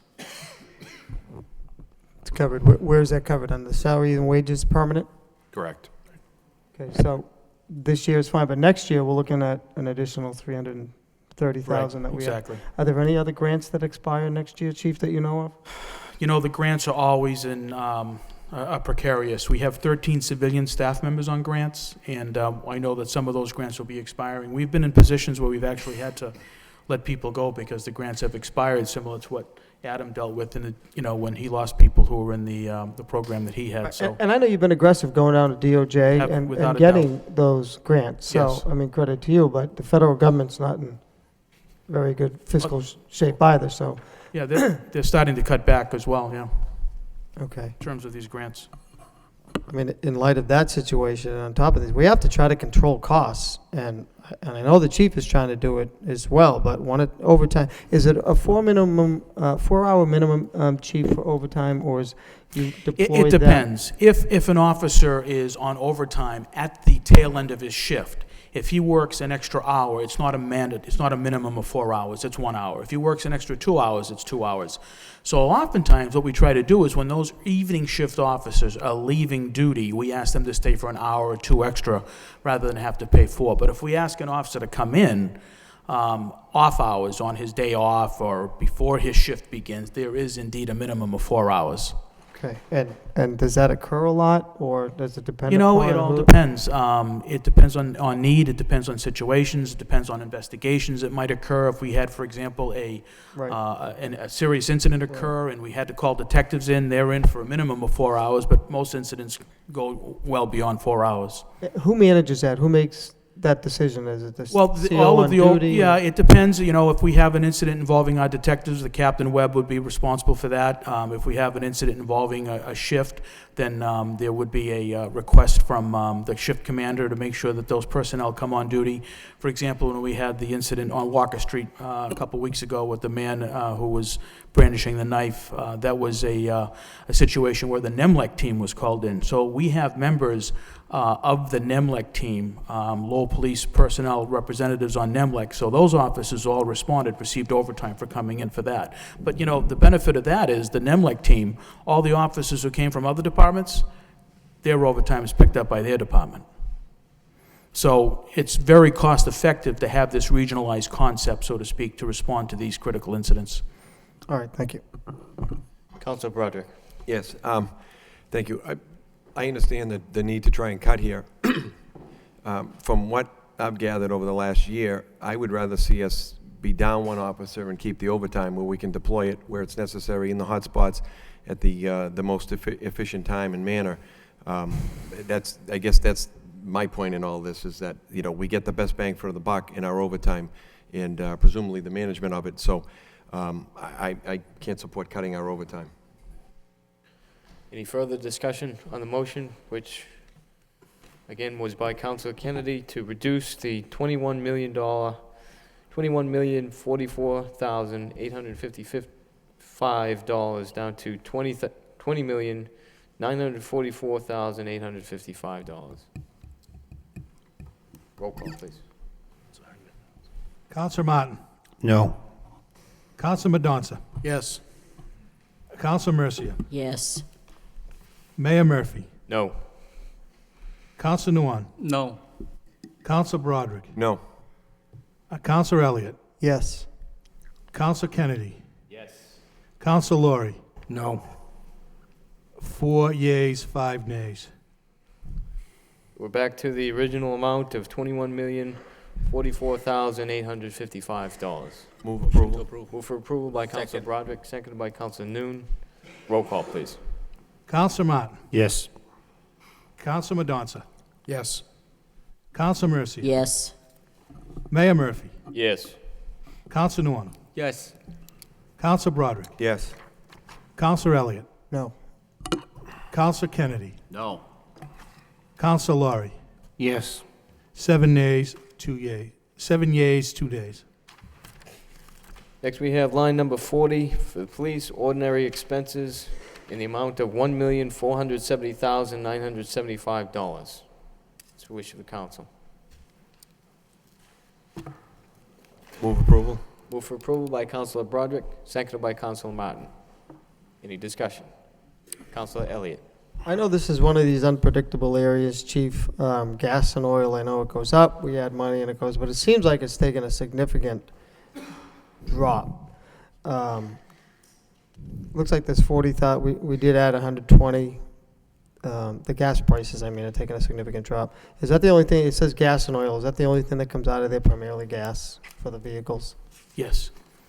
Yeah, it is, it's unpredictable, you know. We didn't anticipate the extreme rise in the gas prices this year, and then we had to make some transfers, so we're not quite sure what's going to happen next year, but we can only hope that the prices will continue to drop. So your request is to level fund this year plus the transfer, correct? Right. Mr. Manager. I think Councilor Elliott makes a good point. It is very unpredictable. The early part of last summer, and into the spring, it began low, and then it spiked and went up quite a bit. And there was, as we all know, there was talk of gasoline hitting upwards of $5 a gallon, and then suddenly it dropped off again for a variety of reasons. We do.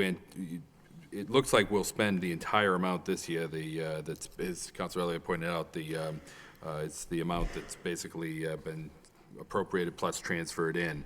So we felt that was a reasonable number to hold on to again for next year. Even though there's been a drop over the last month, generally speaking, there is that drop that occurs at this time of year anyway, plus the international climate has had an effect. But we do think that doing our best prognostication here, we think that it's better to be safe on this than not. Well, Mr. Mayor, generally, this is the time of year where the gasoline spikes. I mean, it's the summer, that's when people travel, so I'd like to make a motion to reduce this line item by 20,000. By 20,000? Correct. Motion by Councilor Elliott to reduce by 20,000. Second. Seconded by Councilor Kennedy. Any discussion on the motion? Roll call, please. Counsel Martin. Yes. Counsel Madonza. Yes. Counsel Mercia. Yes. Mayor Murphy. No. Counsel Nguyen. No. Counsel Broderick. No. Counsel Elliott. Yes. Counsel Kennedy. Yes. Counsel Laurie. Yes.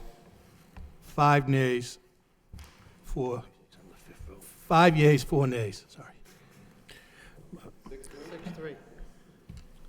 6 yeas. 6 yeas, 3 nays. Excuse me. Next, Motion to approve the amended number, Mr. Mayor. Motion by Councilor Martin, seconded by Councilor Broderick. Roll call, please. Counsel Martin. Yes. Counsel Madonza. Yes. Counsel Mercia. Yes. Mayor Murphy. Yes. Counsel Nguyen. Yes. Counsel Broderick. Yes. Counsel Elliott. Yes. Counsel Kennedy. Yes. Counsel Laurie. Yes. 9 yeas. Mr. Mayor. Councilor Elliott. Just point of information, would the clerk have an idea of how much we've cut at this point in the budget? Or maybe Mr. Moses? Be $52,010. $52,010. $52,010. Getting closer. Next line number. Mr. Mayor, Councilor Laurie. if I may, I was just going to suggest, could we take a 5-minute break for everyone? Just to get up and stretch and move and, Motion by Councilor Laurie to recess. for 5 minutes. Roll call. 5 minutes. Seconded by Councilman Donza. Roll call, please. Counsel Martin. Yes. Counsel Madonza. Yes. Counsel Mercia. Yes. Mayor Murphy. No. Counselor Nguyen. Yes. I'm done. Counselor Broderick. No. Okay. Counselor Elliott. No. Counselor Kennedy. Yes. Counselor Lawrence. Yes. 6 yeas, three nays. Stand recessed for 5 minutes.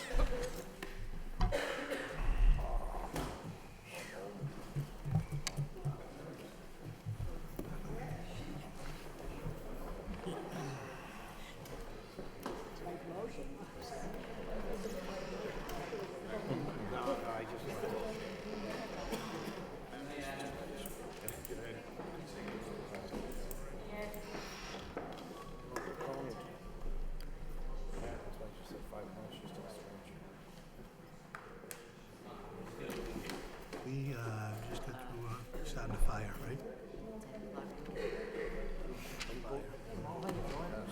We started an hour late. The number's 41. I said that too, when we said we're gonna start at 6, I said, well, I'm gonna vote to go past. I'm 10. No? Good. Oh, for minus the, Just finish. yeah. Yes, ma'am. We have 5.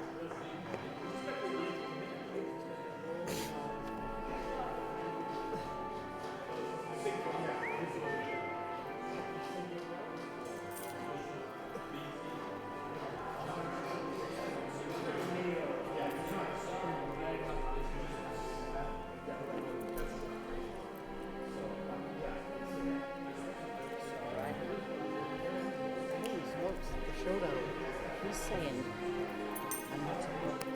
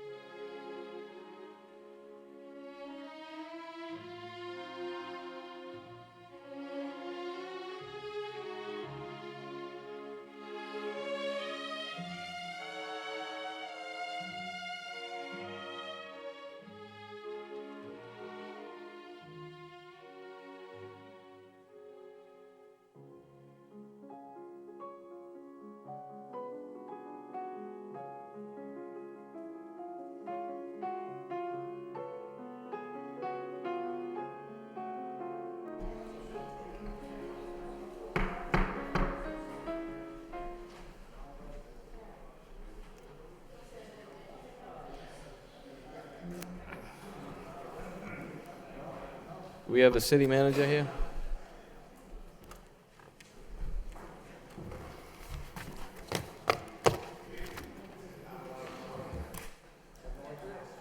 We have acting Tom Wilson.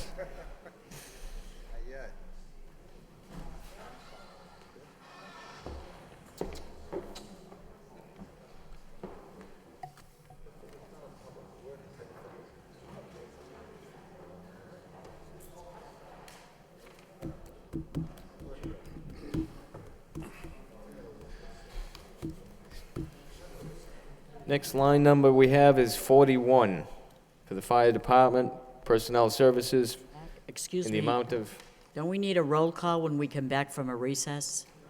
I thought we did. sure, roll call. Counselor Martin. Yes, I'm here. Counselor Madonza. Here. Counselor Mercia. Here. Mayor Murphy. Here. Counselor Nuance. Still here. Counselor Broderick. Here. Counselor Elliott. Here. Counselor Kennedy. Here. Counselor Laurie. Here. 9 present. Next, we have the line number 41 for the fire department personnel services in the amount of $15,343,542. What's the wish of the council?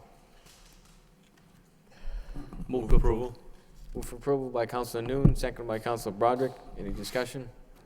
Councilor Elliott. Thank you. Big overtime increase here, Mr. Manager, the chief. Can we get an explanation on that?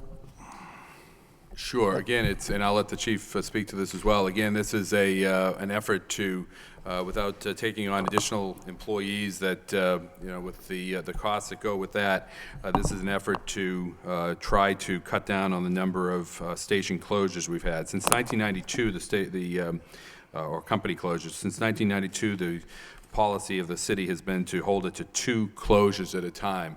Our goal, given the recent fires that we've had over the last couple of years where we've had companies closed, and there's been, again, this is a response somewhat to the council request that we do something about this. We've had the company closed. We'd like to hold that on average, or get to a point where we're only closing 1 company per shift. Overtime, for the longest time, overtime was significant in the fire department, and I was here when we voted to approve the 24-hour shifts, and that was going to have an effect of reducing overtime, and it did. We saw a significant drop for quite some time, and now it's creeping up again. And we know it's inevitable that we can't keep every company open 24 hours a day, and I think the chief and his staff have done their best to do that. But I think in addition to that, fire prevention has gone a long way to reduce the number of fires, hasn't it, Chief? The number of structure fires? No, I wouldn't. I would say that they've remained fairly constant. Well, it was always my understanding that we're doing between code improvements and building inspections and better fire prevention, that number has decreased dramatically. So you're saying no? I don't have that figure, but I don't know that the number of structure fires in the city have decreased dramatically. All right, well, that'd be good information to know, but why the dramatic increase this year, Chief? You're talking about in the overtime? Correct. Sorry about that, the overtime. That overtime figure represents an amount that will about equal what we will have spent this year. And at that level, as the manager said, we had normally closed up to 2 fire companies per shift. We did have a period where we were closing 3 fire companies per shift. We have not done that since February of 2011, and that is due to an infusion of overtime funds. So you should understand that at this overtime level, this will come very close to ensuring that we don't have to close 3 companies per shift. We will still close up to 2 before we begin to hire. The manager said the goal is to get to closing 1 company. That would require more overtime money. I have applied for a SAFER grant. It's a staffing grant for 12 firefighters for 2 years. If we're successful with that, the hope is that those 12 would come close to the equivalent of one less company that we would close per shift. So last year, the request was 425, and this year, it's 605. Prior year, the actual for FY11 was 450,000, so we're looking at a $155,000 increase in 2 years. And then in addition, is that right? That's correct. Over the FY11 actual, where we were, had a, I don't have the budgeted for FY11 in front of me, but we were, I'm sure that exceeded the amount of budgeted overtime. Okay. Well, we made an effort to reduce the police budget, so I think it's, we should try to do the same. I make a motion that we reduce the fire department overtime budget by 40,000. Second.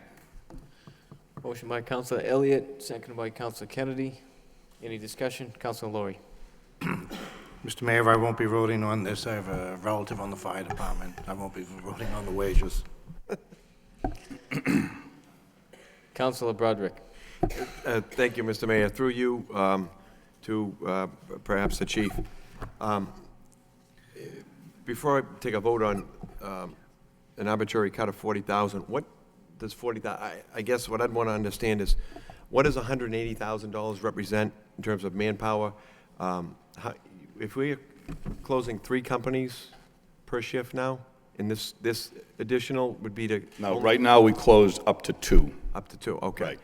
And by putting this 180 in the budget, that would guarantee, I'm a little confused, that would guarantee what? This 180 would come very close to ensuring that we don't have to close 3 companies on any given shift. 3 companies on any given shift? Correct. Okay. So right now... Which means we will still close up to 2 fire companies per shift, depending on manpower. There are some shifts when we don't close any. Sometimes it's 1 company, sometimes it's 2. Presently, we won't close more than 2. We'll begin to hire when we get to that point.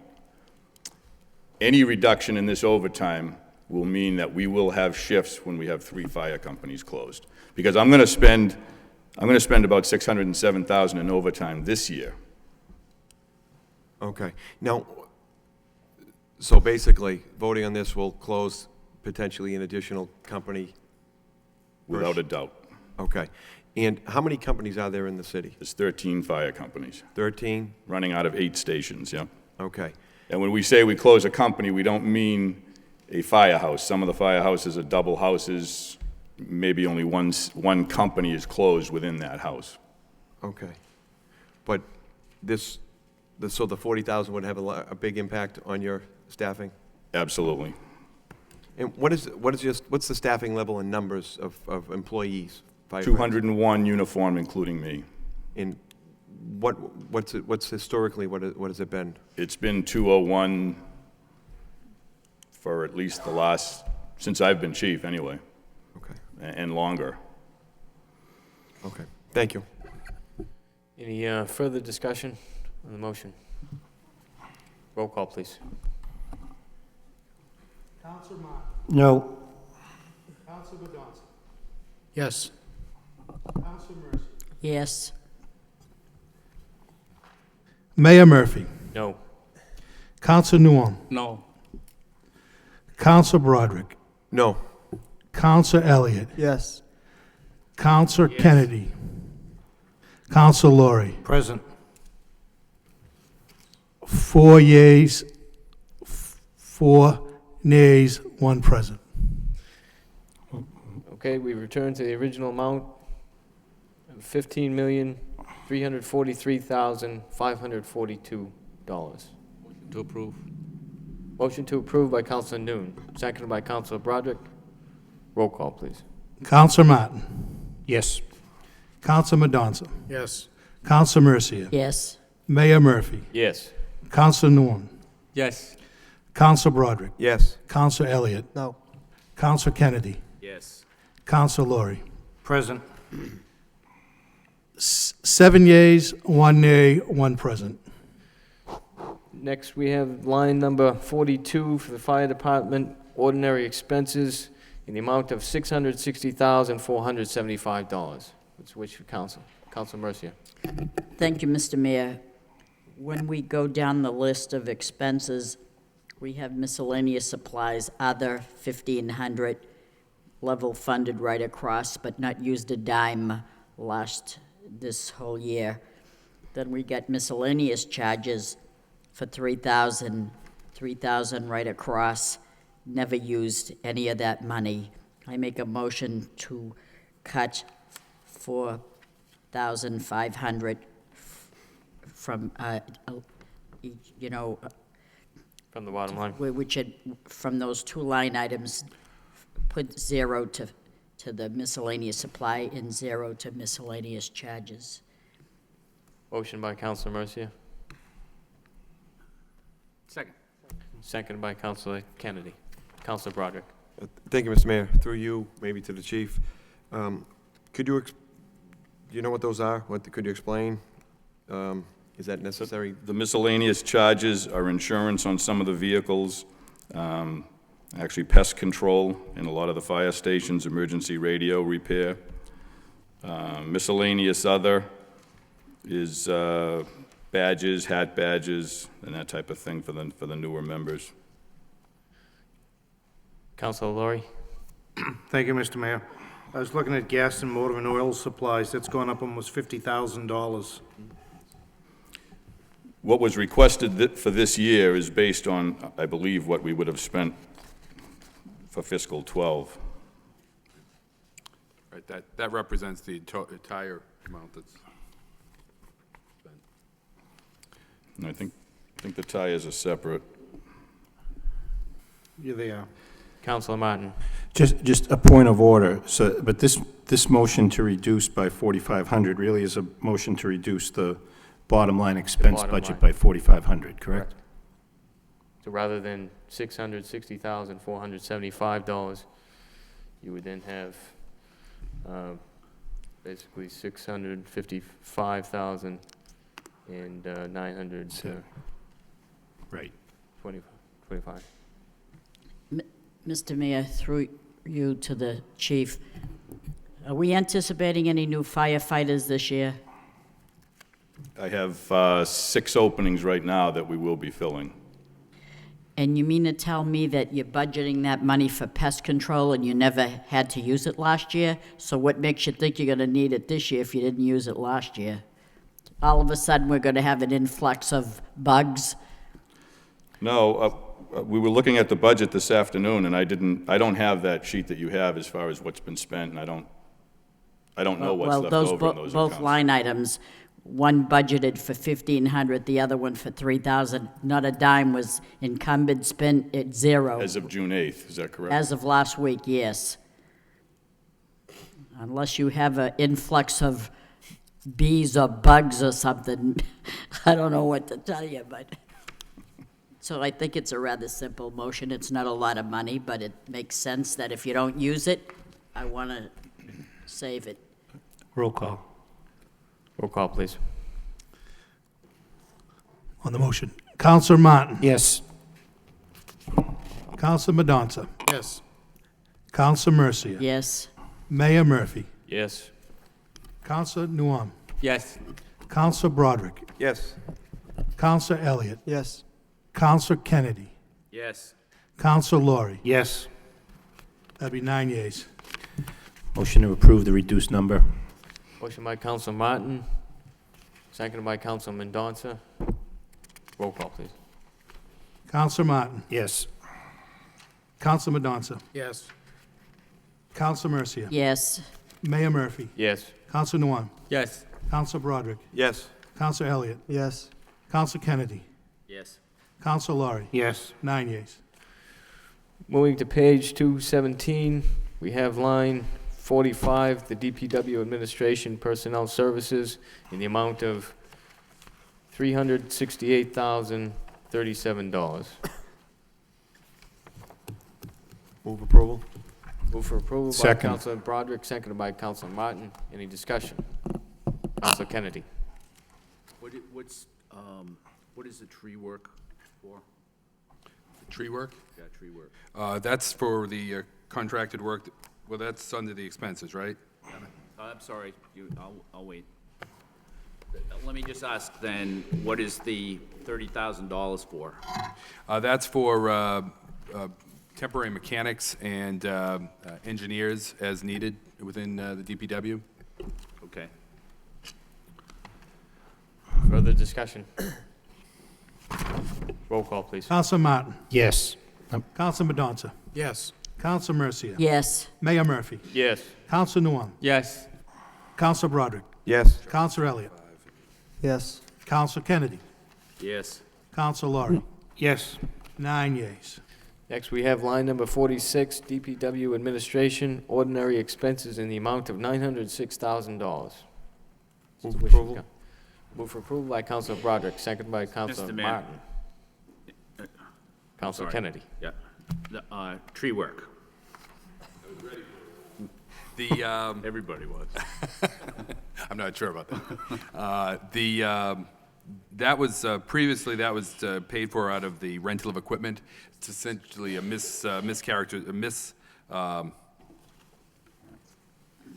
characterized, yeah, okay, I'll stick with that word. That it should have been up in tree work because that's what it's used for.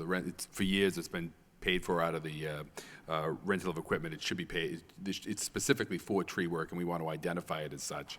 It's part of our ongoing effort to trim trees around the city and deal with public tree issues around the city. Okay. We bring in a contractor to do that. Okay, and then, professional services, $90,000.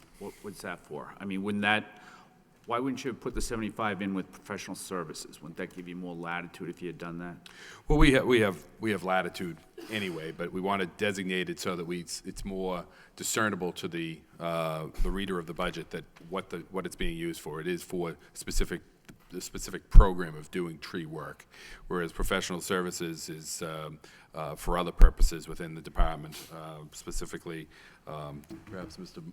Snow could elaborate on that part of it. And we'll get the actuals to date on that for you. We use professional services for things that we don't normally do with 1705 folks, like septic services, pest control, fence repairs, Lowell Police special details, insurance consulting services, some training, and other miscellaneous services like shredding all the stuff up in the attic. If we have some kind of an emergency where we don't have enough people and we gotta hire a contractor, we could do it under there. Did you say insurance consultant? Yes, every so many, is it 3 years, I think? Every year? She looks at our property insurance and recommends whether we should stay with this company or bid it out to more companies. She's not, I don't know what it costs, but that's a very small piece of this whole number here. Okay. And police detail? Yes, if we do work, depending on what it is, but say we're working on a street light or a traffic light or something that impedes traffic, we have to hire a police detail for the period of time that we're out there. You do? The city has to hire a detail? Right, it comes out of Public Works and pays the police, but I mean, it's all internal to the city. Okay. Is there a reason why it's done like that? Instead of just having, I mean, you know, it's all one big happy family, isn't it? Accounting? I don't know about the happy part, but I think this is fairly common practice that it wouldn't come specifically out of the police. The DPW does it. In other communities, it's done the same way. I don't disagree that it could be done like that, but for years, it's, you know, DPW asks for notifies the department that they're going to be doing work in the street, and a detail officer is assigned off as opposed to a regular police officer that's on duty. Okay. And I can't recall, sometimes it has to do with the wording of the contract, and I can't recall how the police contract reads in terms of whether the DPW is exempt from detail as opposed to other, but it bills off to the project-specific work that's taking place. Do we spend a lot of money on that? Well, let me see if we can. Get you a sense of that. I mean, well, let me just, you know what, it doesn't matter for right now. It's not, it actually isn't a lot. It's Off the top of my head, I'd say it's not that much. yeah, $3,000. Okay, all right. And it's clear that it's in chunks of $160, so it's a, 4-hour Yeah. walk. I mean, sometimes when you're driving along and if there's work going on, road work going on, there'll just be a civilian doing that. And so I think instead of having a police detail, and if most of it occurs during the summer or whatever, why couldn't you just hire somebody part-time to do that? Because you're really just directing traffic, right? Correct. The police officers don't agree with that necessarily, but I understand what you're saying. Yeah, okay. Councilor Broderick. Thank you. I think it's probably good practice to get an actual cost on the jobs we do, because we're doing more jobs like the work on the bridge. I assume we had to have details for that. We can actually put it into the cost of the job, so we get an accurate cost of what it costs for the city to do the work. I had, I guess, a question on salaries. Just to confirm, it looks like we're at 90% with, I think, Madam Auditor, you mentioned, how many more pay periods? 4? So that's on target, basically? 10% left? Okay. And that's all I had. Thank you. Councilman Mendonça. This piqued my interest because it seems so out of whack. In a report from the auditor's office, there's an item labeled miscellaneous, which our budget says it was appropriated at $5,000, and here it says $25,000. What's more interesting is that nearly $250,000 have been spent on miscellaneous, so something that big probably is in the wrong category. But I'm just wondering what they spent that money on. That's under snow and ice, that miscellaneous. Yeah. Oh.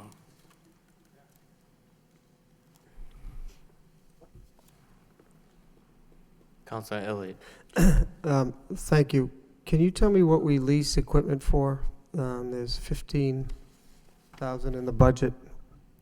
We've done, there's been significant purchases of everything. Even last time there were purchases for computer equipment for salt. What do we lease? Equipment? We have leased a boom truck in the past, but we don't have to do that anymore. That number's actually gone down, I believe, from what it was. It was $40,000. Repair and maintenance of copiers, scanners, and any other piece of miscellaneous equipment that we might need that we don't have. But we've cut that number quite a bit. What would be those? I guess that was my question. What type of equipment that that you don't have that you have to lease? I know that we had an electrical bucket truck that was down for a while. Off the top of my head, I can't think of. I know in the past we've rented small pavers, but we have one of those now. So, other than the copier and anything else that might come up, copiers and scanners and stuff like that, that would be it. Uniforms. There's still a balance in uniforms. Yeah, we still have 5,000. I think we went to a new company this year, and actually, there's no, I guess, requirement that the guys wear uniforms, and some of them didn't take them, but I think we need to have the money there in case they decide tomorrow they want to wear them. So. And there's still $19,000 left in professional service. So I like to make a bottom line cut between those 3 line items. There's at least $25,000. So I'd like to make that in the form of a motion.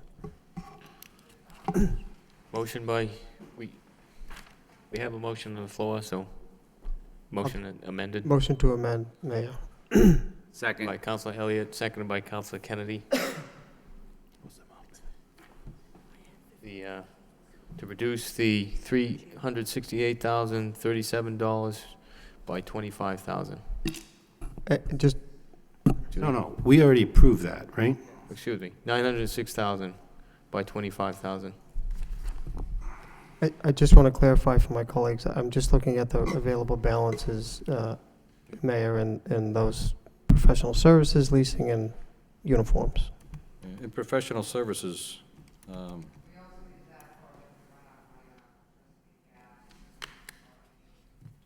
anything like that, but I have. I'm sorry, I couldn't hear her. Want to speak? We use it for, would you say if we run short on electricity or gas or?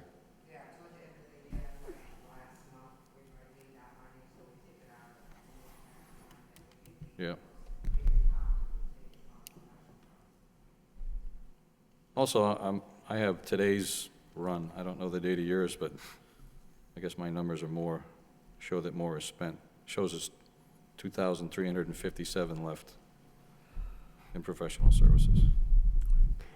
Yeah, I do. Well, this run, Mr. Mayor, this run says there's $500,000 left in all the budgets, so there's there's still significant room, I think, if you're managing within to absorb those cuts, so. Thank you, Mayor. Any discussion on the motion? Roll call, please. Counselor Martin. No. Counselor Madonza. Yes. Counselor Mercia. Yes. Mayor Murphy. No. Counselor Nguyen. No. Counselor Broderick. No. Counselor Elliott. Yes. Counselor Kennedy. Yes. Counselor Laurie. Yes. 4 yeas, 5 yeas. 5 days. Five Do it again. yeas, 4 nays. Isn't it? Yeah. It's Motion to approve the reduced number. Motion to approve $881,000. Seconded by Councilor Second. Mercia. Roll call, please. Counselor Martin. Yes. Counselor Madonza. Yes. Counselor Mercia. yes. Mayor Murphy. Yes. Counselor Nguyen. Yes. Counselor Broderick. Yes.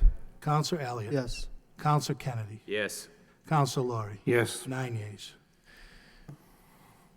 Next, we have on the same page, DPW Engineering, Personnel Services, in the amount of $399,711. Motion to approve. Motion to approve by Second. Councilor Laurie, Second. seconded by Councilor Broderick. Councilor Elliott. Could we get an explanation why there's a significant increase in salaries permanent? Yes, that's the construction inspector position that I've referenced, that will allow us to better manage the street cuts that take place, as well as by the utilities, as well as, so in the long run, it's money invested that will really save money for the city in terms of future repairs to the work that they haven't done properly. And also, it's that construction inspector will be available to work on the road projects that we're doing as we try to bring the road conditions of the city into better shape. Again, meeting the council goal for such. So There is also an upgrade for we have one engineer at a grade 3 that has served the appropriate amount of time to move to a grade 4. So there's a new position of $54,000, Correct. and another employee is getting a $5,900 raise. Because he served the appropriate time to become a grade 4 engineer, yes. Are they in a salary grade? There is a salary grade engineers? for that union contract, yes. Okay, that's my question, thank you. Any further discussion? Roll call, please. Counselor Martin. Yes. Counselor Madonza. Yes. Counselor Mercia. Yes. Mayor Murphy. Yes. Counselor Nguyen. Yes. Counselor Broderick. Yes. Counselor Elliott. No. Counselor Kennedy. Yes. Counselor Laurie. Yes. 8 yeas, 1 nay. Next, we have line number 48, DPW Engineering, ordinary expenses. There's nothing underneath that. Line 49, DPW Land and Buildings, Personnel Services, in the amount of $1,563,743. It's the wish of the council. Move to approve. Motion to approve by Councilor Martin, seconded by Councilor Laurie. Any discussion? Roll call, please. Counselor Martin. Yes. Counselor Madonza. Yes. Counselor Mercia. Yes. Mayor Murphy. Yes. Counselor Nguyen. Yes. Counselor Broderick. Yes. Counselor Elliott. Yes. Counselor Kennedy. Yes. Counselor Laurie. Yes. 9 yeas. Next on page 218, line number 51, DPW Streets, Personnel Services, in the amount of $1,072,000. Excuse me, miss the line number 50, DPW Land and Buildings, ordinary expenses, in the amount of $830,125. Councilman Mendonça. Move approval. Move for approval by Councilman Mendonça, seconded by Councilor Mercia. Any discussion? Roll call, please. Counselor Martin. Yes. Counselor Mendonça. Yes. Counselor Mercia. Yes. Mayor Murphy. Yes. Counselor Nguyen. Yes. Counselor Broderick. Yes. Counselor Elliott. Yes. Counselor Kennedy. Yes. Counselor Laurie. Yes. 9 yeas. Next, we have line number 51, DPW Streets Personnel Services, in the amount of $1,072,037. What's the wish of the council? Move to approve. Motion by Councilor Martin, seconded by Councilor Broderick. Any discussion? Roll call, please. Counselor Martin. Yes. Counselor Mendonça. Yes. Counselor Mercia. Yes. Mayor Murphy. Yes. Counselor Nguyen. Yes. Counselor Broderick. Yes. Counselor Elliott. Yes. Counselor Kennedy. Yes. Counselor Laurie. Yes. 9 yeas. Next, we have line number 52, DPW Streets Ordinary Expenses, in the amount of $40,000. Move approval. Move for Second. approval by Councilor Mercia, seconded by Councilor Mendonça. Any discussion? Roll call, please. Counselor Martin. Yes. Counselor Mendonça. Yes. Counselor Mercia. Yes. Mayor Murphy. Yes. Counselor Nguyen. Yes. Counselor Broderick. Yes. Counselor Elliott. Yes. Counselor Kennedy.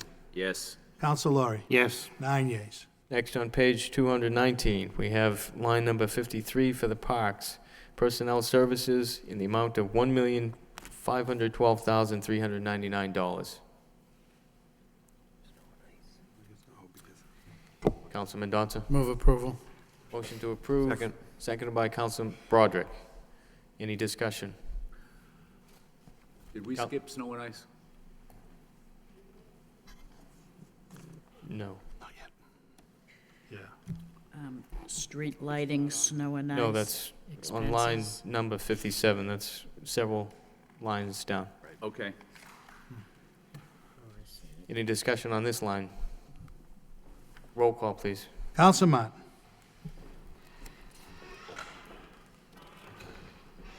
Counselor Mendonça. Yes. Counselor Mercia. Yes. Mayor Murphy. Yes. Counselor Nguyen. Yes. Counselor Broderick. Yes. Counselor Elliott. Yes. Counselor Kennedy. Yes. Counselor Laurie. Yes. 8 yeas. Next line number, we have 54, parks, ordinary expenses, in the amount of $655,375. What's the wish of the council? Motion to approve. Motion to approve by Councilor Noon, seconded by Councilor Mercia. Any discussion? Roll call, please. Counselor Martin. Yes. Counselor Mendonça. Yes. Counselor Mercia. Yes. Mayor Murphy. Yes. Counselor Nguyen. Yes. Counselor Broderick. Yes. Counselor Elliott. Yes. Counselor Kennedy. Yes. Counselor Laurie. Yes. 9 yeas. Next, we have line number 55, cemetery, personnel services, in the amount of $127,354. What's the wish of the council? Move approval. Motion to approve by Councilor Broderick, seconded by Councilor Martin. Any discussion? Roll call, please. Counselor Martin. Yes. Counselor Mendonça. Yes. Counselor Mercia. Yes. Mayor Murphy. Yes. Counselor Nguyen. Yes. Counselor Broderick. Yes. Counselor Elliott. Yes. Counselor Kennedy. Yes. Counselor Laurie. Yes. 9 yeas. Next, we have line number 56 for the cemetery, ordinary expenses, in the amount of $144,550. It's the wish of the council. Move approval. Motion by Councilor Broderick, seconded by Councilor Laurie. Any discussion? Roll call, please. Counselor Martin. Yes. Counselor Mendonça. Yes. Counselor Mercia. Yes. Mayor Murphy. Yes. Counselor Nguyen. Yes. Counselor Broderick. Yes. Counselor Elliott. Yes. Counselor Kennedy. Yes. Counselor Laurie. Yes. 9 yeas. Now we have line number 57, DPW Other, snow and ice, in the amount of $1.3 million. Which of the council? Councilman Donza. Move approval. Motion to approve by Councilman Donza, seconded by Council Broderick. Any discussion? Councilor Elliott. I know we can't predict what the future is when it comes to snow and ice. How much was transferred out this year, Mr. Manager? Was it 258,000? Ralph, do you happen to recall how much we transferred out? Was it 158 or 258? Wait a minute. The one point I would make, there's a couple points I would make on that. While you can't reduce it below what you appropriated the year before, and then exceed. So it has to be at least $1.2 million, or else you cannot exceed it per state law. So you could level fund it and still exceed it. But that runs counter to the goal that we've had for ourselves, that we would more closely budget according to actual spending. It was 219. It was 219 that we transferred. So we funded it last year. At 1.2. Because there was a transfer in the original appropriation was 700,000? Right, 700,000, then when it went on the recap, it went in at 1.2. So in the recap went $500,000. Because we transferred the money in from the additional state aid. Right, not from the contingency fund. Okay, make a motion that we reduce it by $100,000. Second. 100? 100? Well, that's the only thing we can Yep, do. right. Level fund from last year. Motion by Councilor Elliott, seconded by Councilor Kennedy to reduce by 100,000. Councilor Broderick. Thank you, Mr. Mayor. I'm just looking at the FY11 actual is $3,042,000. So I don't see the point in reducing it by 100,000 if it's more than likely. I've never seen it under a couple million since I've been here, so I don't see the point in reducing it just to add it back in next year. We're going to have to pay it. Councilor Kennedy. Mr. Mayor, I think, you could make the argument that in keeping with our goals, that 1.2 is what we had last year, and so if the amount budgeted last year was in keeping with the goals, then the amount this year at 1.2 would be in keeping with the goal. However, should we have a more normal winter than we had last year, then it's going to end up being several $1 million anyways. And if it's going to be several $1 million anyways, $100,000 doesn't make a big difference. And the money would just have to be transferred in from someplace. As I go through this budget, my goal here is to get to no tax increase. And as we have some motions passed reducing the budget by small amounts, we're taking little baby steps towards that goal. But there haven't been any significant cuts, and so this is one of the last areas where that can happen. I think it's probably, if we have a somewhat normal winter next winter, then it's going to cost a lot more money anyways. So I don't really feel irresponsible by voting for this cut. I think it ends up being a good cut, and I think for me, it brings us a little closer to the goal that I have on this budget. Mr. Manager. I don't disagree, Councilor, that it's if we're going to have a normal winter next year, what's the difference between, $1.2, $1.3 million or $1.2 million and $1.3 million. But what it shows is over the last several years, we've done the responsible thing here by moving it up from, I believe, $500,000 or $400,000 when we started to getting it up to the 1.2. Where the money would come from is it would come from the following fiscal year. So what you're doing is really taking it out of fiscal year 13 and putting it into fiscal year 14. And what we're trying to do, very frankly, if I had my my way, and this is my budget, so I suppose I did have my way, I would have budgeted this at $2 million or $2.5 million. But again, we're trying to keep with the goal of minimizing the tax increase and doing, at least continuing our progress towards getting to full funding. This is similar to the actions that communities and states have taken for years of not fully funding their pension systems and just kicking the can down the road. Again, I would budget this more at $2 million, and that would be the more responsible thing to do. But again, I was trying to hold it just to continuing our progress. So I'd recommend against a reduction. Councilor Lowry and then Councilor Elliott. Thank you, Mr. Mayor. Where are we going to get that money from? The $100,000 or the 1.2? Well, if we run a deficit, I agree, $100,000 isn't a lot of money. Right. But if 1.3 isn't enough, where are we going to get the rest of the money? Well, we kick it in, and I know Councilor Elliott made a comment a minute ago about it didn't come from the contingency. What we do is we do transfer out of the contingency at the end of the fiscal year when we have a deficit. When we have that $3.3 million, what we did is we knocked that down by savings that we had in other departments. And if I could, and I'll make a statement that I've held back on, but all of these department heads here have been pretty much directed and asked not to spend money if they don't need to stay away from the notion of use it or lose it.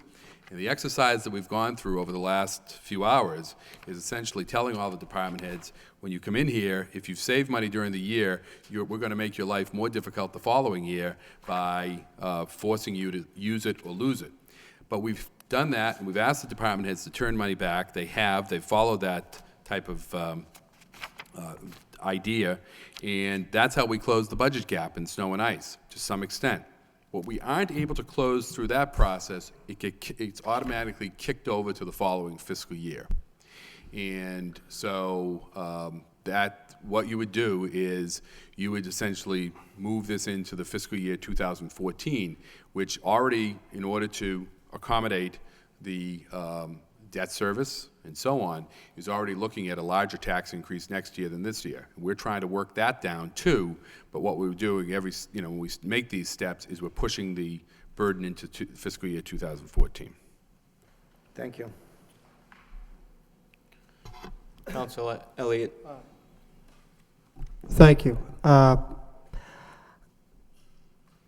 Snow and ice deficits, that's the one area that the state allows communities to deficit spend. And most communities, I'm going to even venture a guess that all communities deficit spend because nobody knows exactly what it is. I guess case in point, Mr. Manager, there was an excess of snow and ice this year, and you brought in a transfer when we didn't need it. I mean, you used it to buy other things. So, when you say you're trying to bring it closer to this, it was for a purpose. You should have just left it there instead of bringing it in. So I say, well, whether it's 1.3 or, whatever the dollar figure is, did it matter? Because it wasn't spent on snow and ice. It wasn't spent on snow removal. It was spent on an equipment purchase. So this also doesn't include, and I believe when we asked Mr. Moses in the past, the application was probably for $400,000 to FEMA. It doesn't include a $300,000 reimbursement. So, but it is raised on the recap sheet the following year, and I've actually given credit where credit is due in the past when there were surplus resources from other departments, and I think the department heads do that anyway. If there's a need for it, then they spend it. And if there is that, thought of, well, let's just, if we don't spend it, then, if we don't spend it, we're going to lose it. I don't think that's the right way to be managing. It isn't the right way to if be you have it, well, I think that's your responsibility. And if you see that happening, that people all of a sudden end of year are spending what's in their budget, then I think that's your responsibility.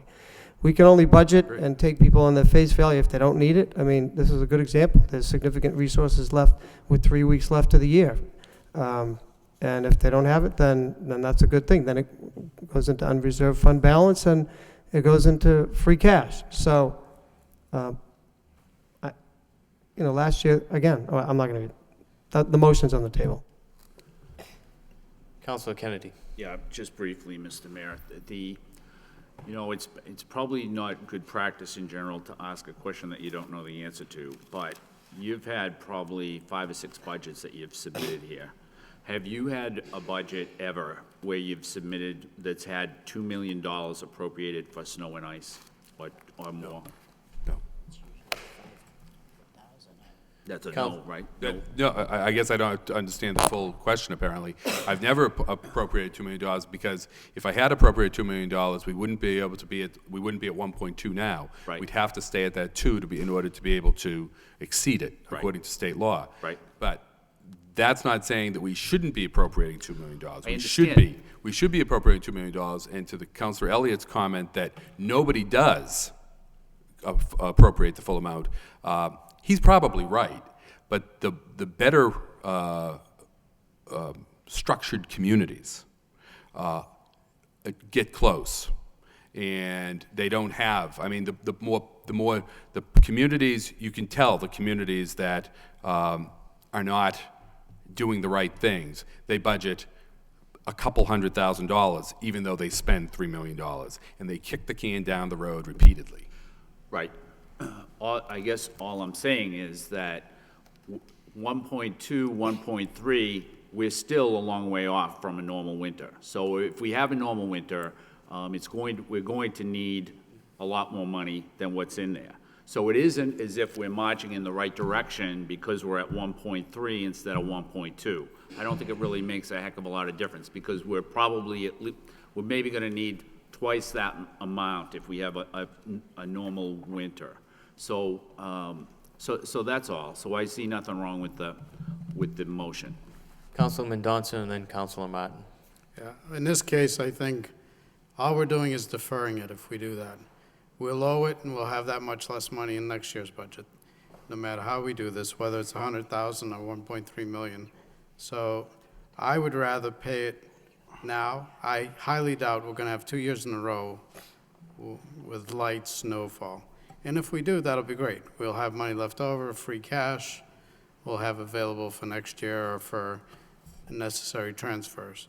So in this case, I think we need to work towards getting closer to funding what a normal 10-year, well, 1 in 10-year cycle would be.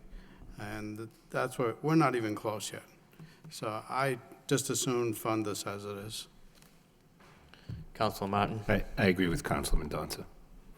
Councilor Broderick. Yeah, I mean, I already stated it, but I think the notion, I mean, the fact of the matter is we are marching in the right direction. We're maybe halfway there, maybe not, depending on the average winter. But to tell folks at home we cut $100,000 out of the budget, knowing that 95% certainty we're going to kick it back in next year, I don't see how it makes sense. I don't think people are going to look at it as a tax break. This is money that we're going to have to spend. This isn't a matter of we just cut it out of overtime and we won't have to pay it. It's not there. This is money we're going to have to spend with almost all certainty. Roll call on the motion. Roll call, please. The motion as amended, again, it's $1,200,000. Counselor Martin. No. Counselor Mendonça. No. Counselor Mercia. No. Mayor Murphy. No. Counselor Nguyen. No. Counselor Broderick. No. Counselor Elliott. Yes. Counselor Kennedy. Yes. Counselor Laurie. No. 2 yeas, 7 nays. That returns us to the original number of $1,300,000. Motion to approve. Motion to approve by Councilor Broderick, seconded by Councilor Martin. Roll call, please. Counselor Martin. Yes. Counselor Mendonça. Yes. Counselor Mercia. Yes. Mayor Murphy. Yes. Counselor Nguyen. Yes. Counselor Broderick. Yes. Counselor Elliott. Yes. Counselor Kennedy. Yes. Counselor Laurie. Yes. 9 yeas. Being just after 10, I'd entertain a motion to waive Rule 5. So moved. So moved by Councilor Martin, seconded by Councilor Broderick, What was the motion? to waive Rule 5. So to go past 10. Correct. All right. I mean, I understand your motion. But I'm not supporting it. Roll call.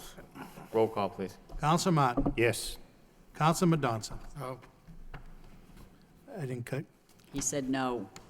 Counsel Mercia. And I'll say no. Mayor Murphy.